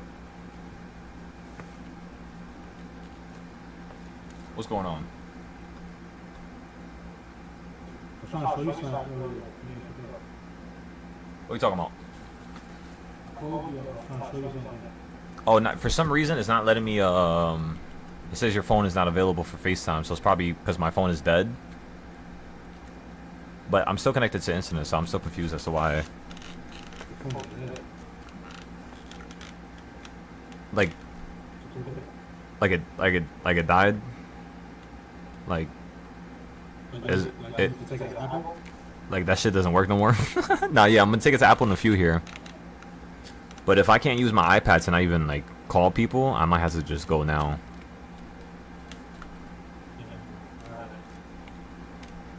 Let me see. That sucks. That should work. It's connected to my.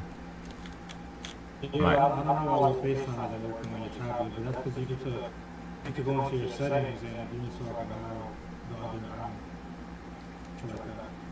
That's what I'm trying to do. Like switch it so that. Like you're supposed to go on your phone and say like allow FaceTime calls to this app. Oh, but if my phone is broken, I wouldn't be able to do that, right? Wait, let me see. Let me go to my settings here. It's no reason why you shouldn't be able to. This iPad.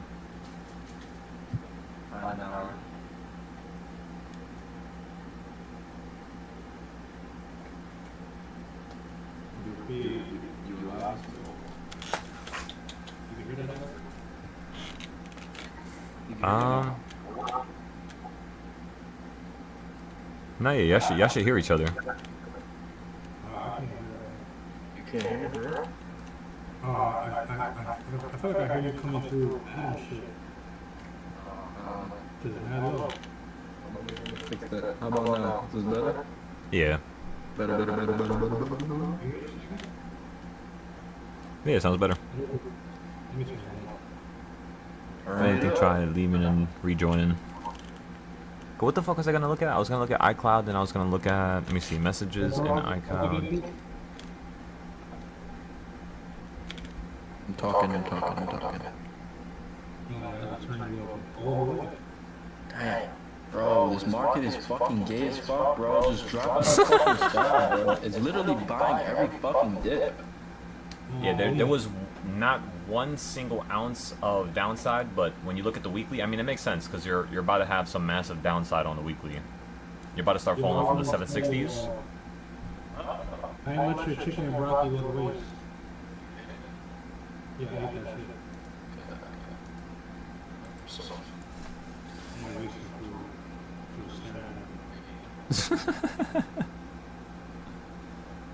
iCloud backup. When connected to the iPad, use your cellular network to automatically back up. Let me see. Let me go to. Wait, so what's wrong with your phone? Is it not turning on? No, my whole screen is just white. I don't know if. Have you tried hard resetting it? Oh hell no. No, I mean like manually. No, the LED, like literally the LED screen is like fucked. It was already cracked. I didn't drop it, so I don't know what the hell happened between me not. I saw you. I was what?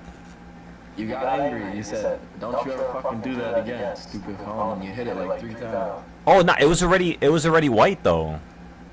No, bro. Josh gave it back to you. You unlocked it. You looked through everything. No fucking way. There's no way. Bro, I almost guarantee you because. Oh, you were checking all your shit, but then you already like locked it through my phone. Oh no, I didn't. No, I didn't. No, I didn't lock it through my phone, and Pete. No. I'm telling you. I only hit it after. I was like, you know what, this little piece of shit. But I was joking. It wasn't like an actual like me hitting the phone hard. I know what you're talking about. That was after though. No, that was after because it was white, and I was like, why the fuck is it white? So I was like, maybe something got stuck or something inside the phone because I already knew it was cracked like a little bit, like just a little tiny bit from the bottom. Yeah. So I was just trying to see maybe something just happened because of the salt water, maybe because of the environment. So I was trying to shake it around, and then it started working again, and then it turned white again, and I was like, fuck. Nah, it's just the phone was already cracked from before, so I think maybe when I was sitting on the chair, it probably fell to the side and I didn't see it, like on the deck, right next to the fishing rods, because that's where I was sitting. That's the only place that I was sitting where the phone actually fell below me, or like next to my foot. But it didn't look like it was broken or anything. I looked at it for a second, it was fine. And then like 20 minutes later, I went back to my phone, and then boom, that's when it happened. Did you try the volume button reset? Say that again? Did you try the volume button reset? Nah, yeah, I'm telling you, the LED screen is messed up. But it's all good. It's like $30. Pick a screen? Yeah, I have Apple Care. Oh, I don't trust myself. it was punching that shit, and then shit, internal bleed. Shit. Sometimes just me literally moving a different direction. Sometimes, bro, I'll just literally slide my phone out of my hand, shit fly across the room. Like right now, Bro, recently, I had to fix the wall because the other day my phone. All right, it was my fault because I was moving a little quick. I was trying to get shit done so I can go outside. So while I'm moving quick and I'm like rushing to get outside, I hit the fucking the mic stand with my hand while my phone's in my hand, and it hits the wall. And I kid you not, the phone gets lodged in the wall. I have a hole in my wall because of my phone. bro, you got the butter thing. Nah, yeah. But it has a nice case on. But yeah, when I dropped it that one day, I forgot what day it was that I dropped it where it cracked. Yeah. What day was that? It was where we went out. I was trying to show you something, bro. Hmm. I don't know what to show you. Wait, so you can't FaceTime either? Nah, it's not letting me FaceTime either, bro. Wait, sign into Instagram. Oh yeah, I forgot about that. Just call you on Instagram. Nah, I mean I'm already on Instagram, but I don't like talking to people through here. I just want to show you something. I bet. It might be a crack. You should mute your mic so you don't get that weird mic shit.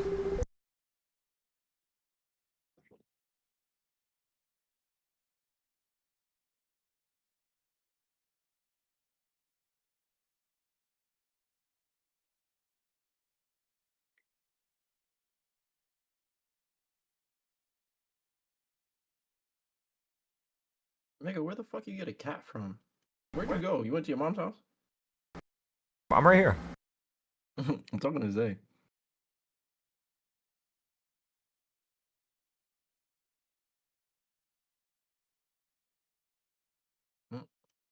Zay is AFK.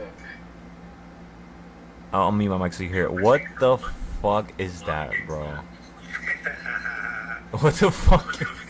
Where do you get that from?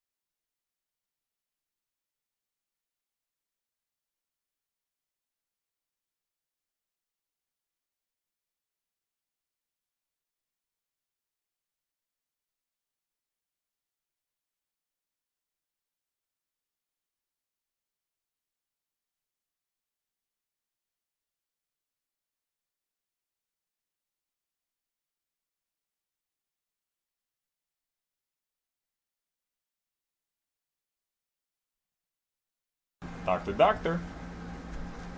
All right, everybody, let's continue here. Let's see what we could do.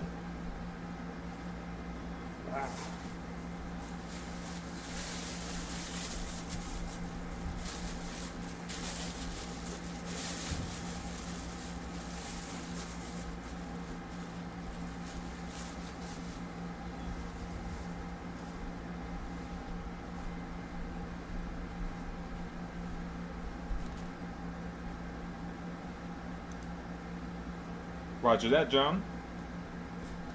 We're about to continue to fix up all the charts while we get ready for this.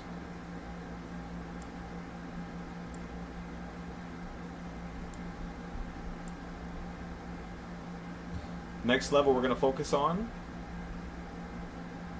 is going to be your weekly levels, which is 7640. So like not too far away from here. Right up the block. 7640, about 20 more points, basically.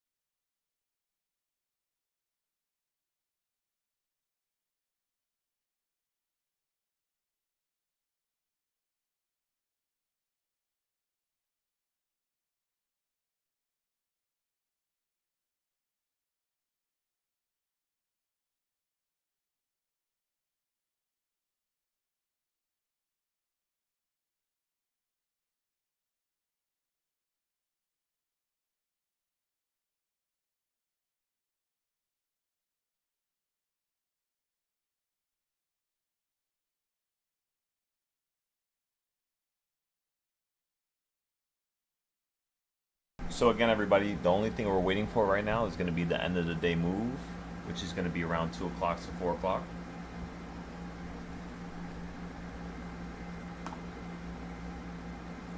And then we'll talk about today, we'll break it down, and then we'll see what we can do better for tomorrow. That's the main game plan right now.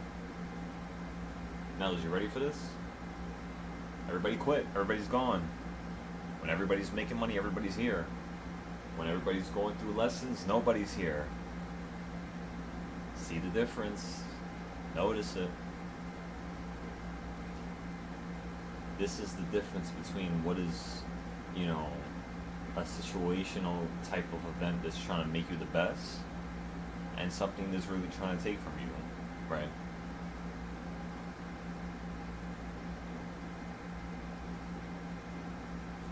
And for everybody else who's on YouTube as well, it's the same thing.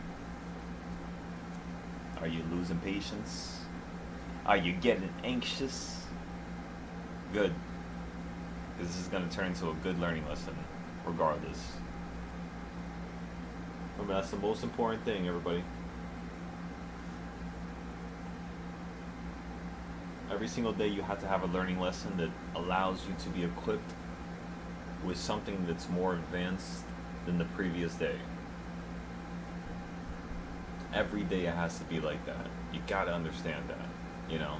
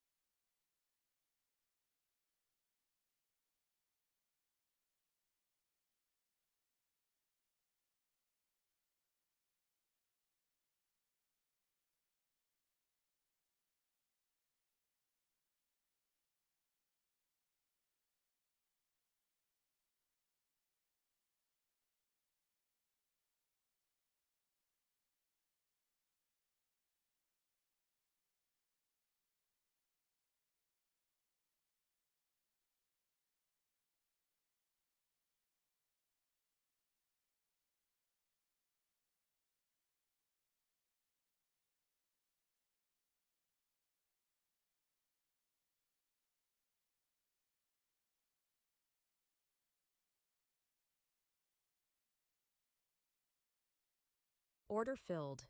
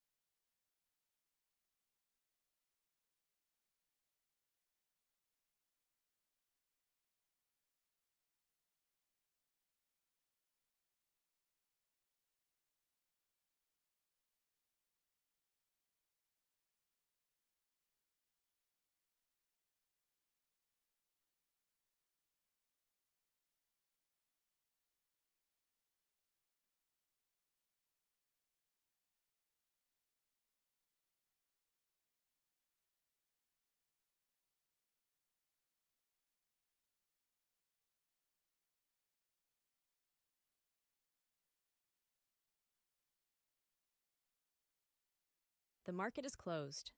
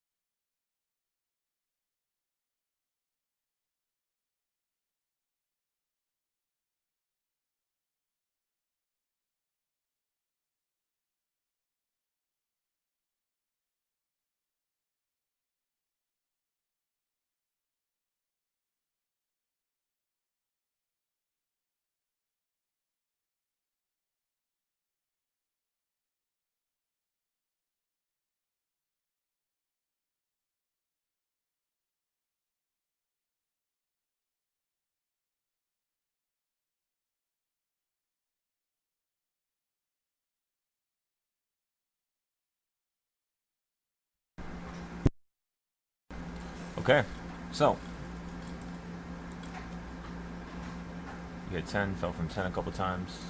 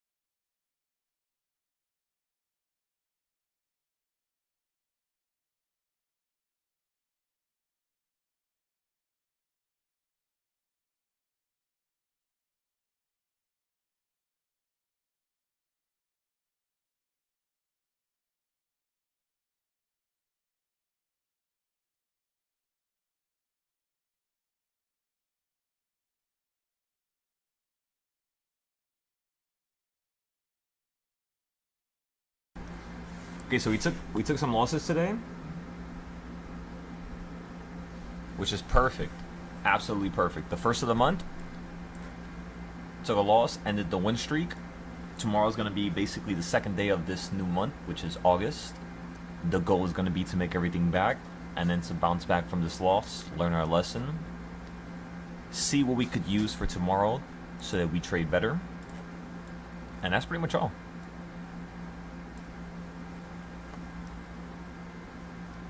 Got some reversals around 10. You hit 10, so tomorrow we're looking for 5, 2.55. And yeah, that's pretty much all. We're not really looking for anything else.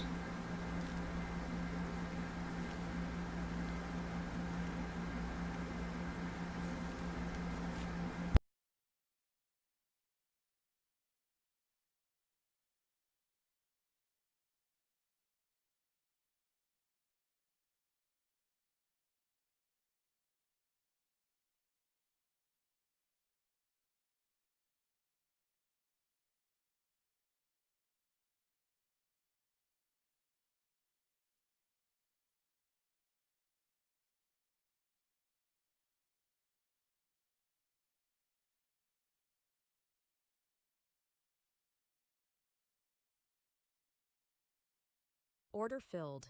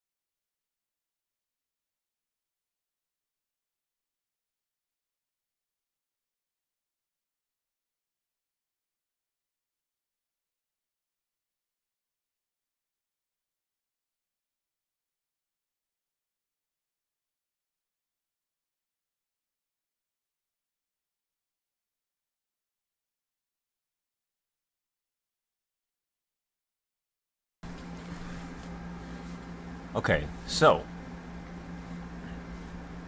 let's get everything ready now.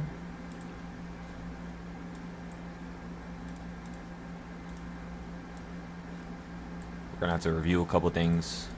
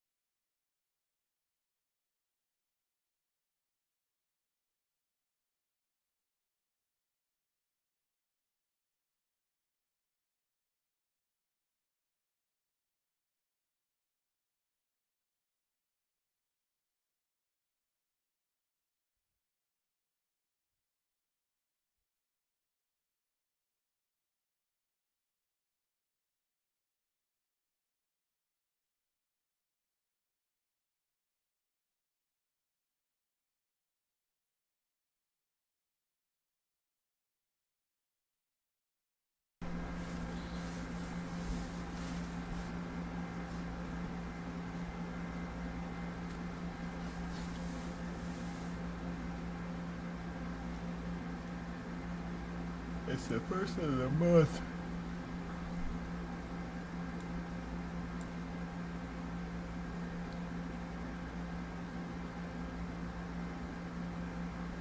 It's about $10, right?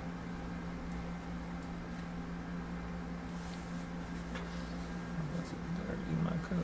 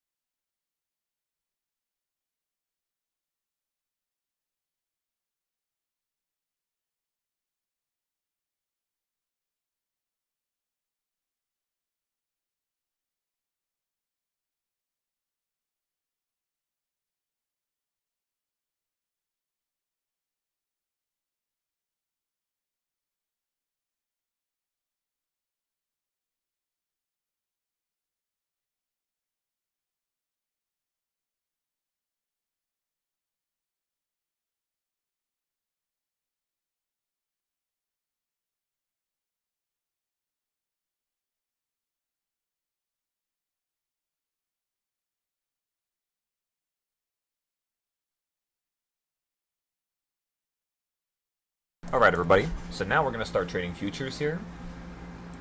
We're going to go over all of our wins and our losses from the day when we first begin the video. And then we'll go over our next bit of trades. After that, we'll chop up some of the charts, update some stuff, and yeah, call it a night. Small things tonight. Nothing too crazy. Alright, just give me 1 second. Let me go grab some water here. Gonna end this video, and then we can begin.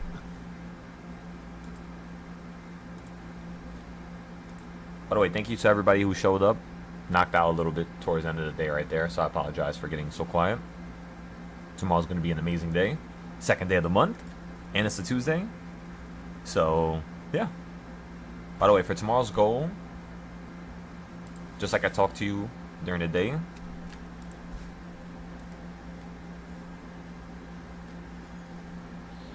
the goal is going to be the 5th reversal point, and then potentially the 10th reversal point. I just want to see if you're going to run towards the beginning of the day tomorrow, and then we're going to, you know, potentially have some downside. So we're going to start getting into the puts on the weekly and the monthly now. So like 10 days out, 30 days out, 60 days out. And yeah, I've been waiting for this ever since over here. June 10th. When you managed to fall out the sky to 7:30. And now we're finally getting it. So it's finally time for the next bit of this little exercise here. This next bit of this little trend. Which is, yeah, it's going to be down. Way lower than where we just came from. If it gets above here, let's just say the market somehow runs to 780, 776, then yes, next trade that we would get into once it gets up here is going to be straight down to here or somewhere near it, where we'll see if you're going to hold and then potentially continue this trend going higher, right? So even if it does do something that we're not expecting, we still have another dynamic, another path that the market could follow where we can continue to play to make anything back that we lost from playing the puts around this line here. So if we play puts here and it runs to here, then falls, it's going to be all good. Why? Because this is another area where you can hop into more puts and average down. Unlike the yearly, right?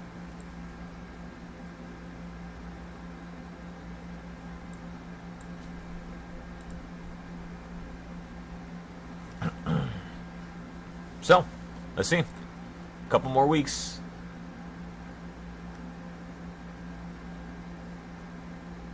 Couple more weeks, everybody.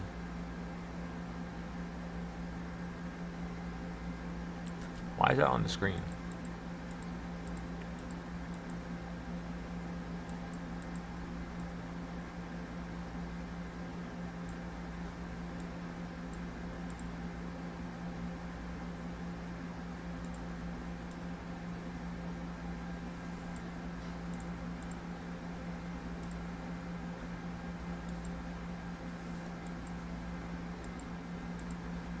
Yeah, I have no idea what's going on here.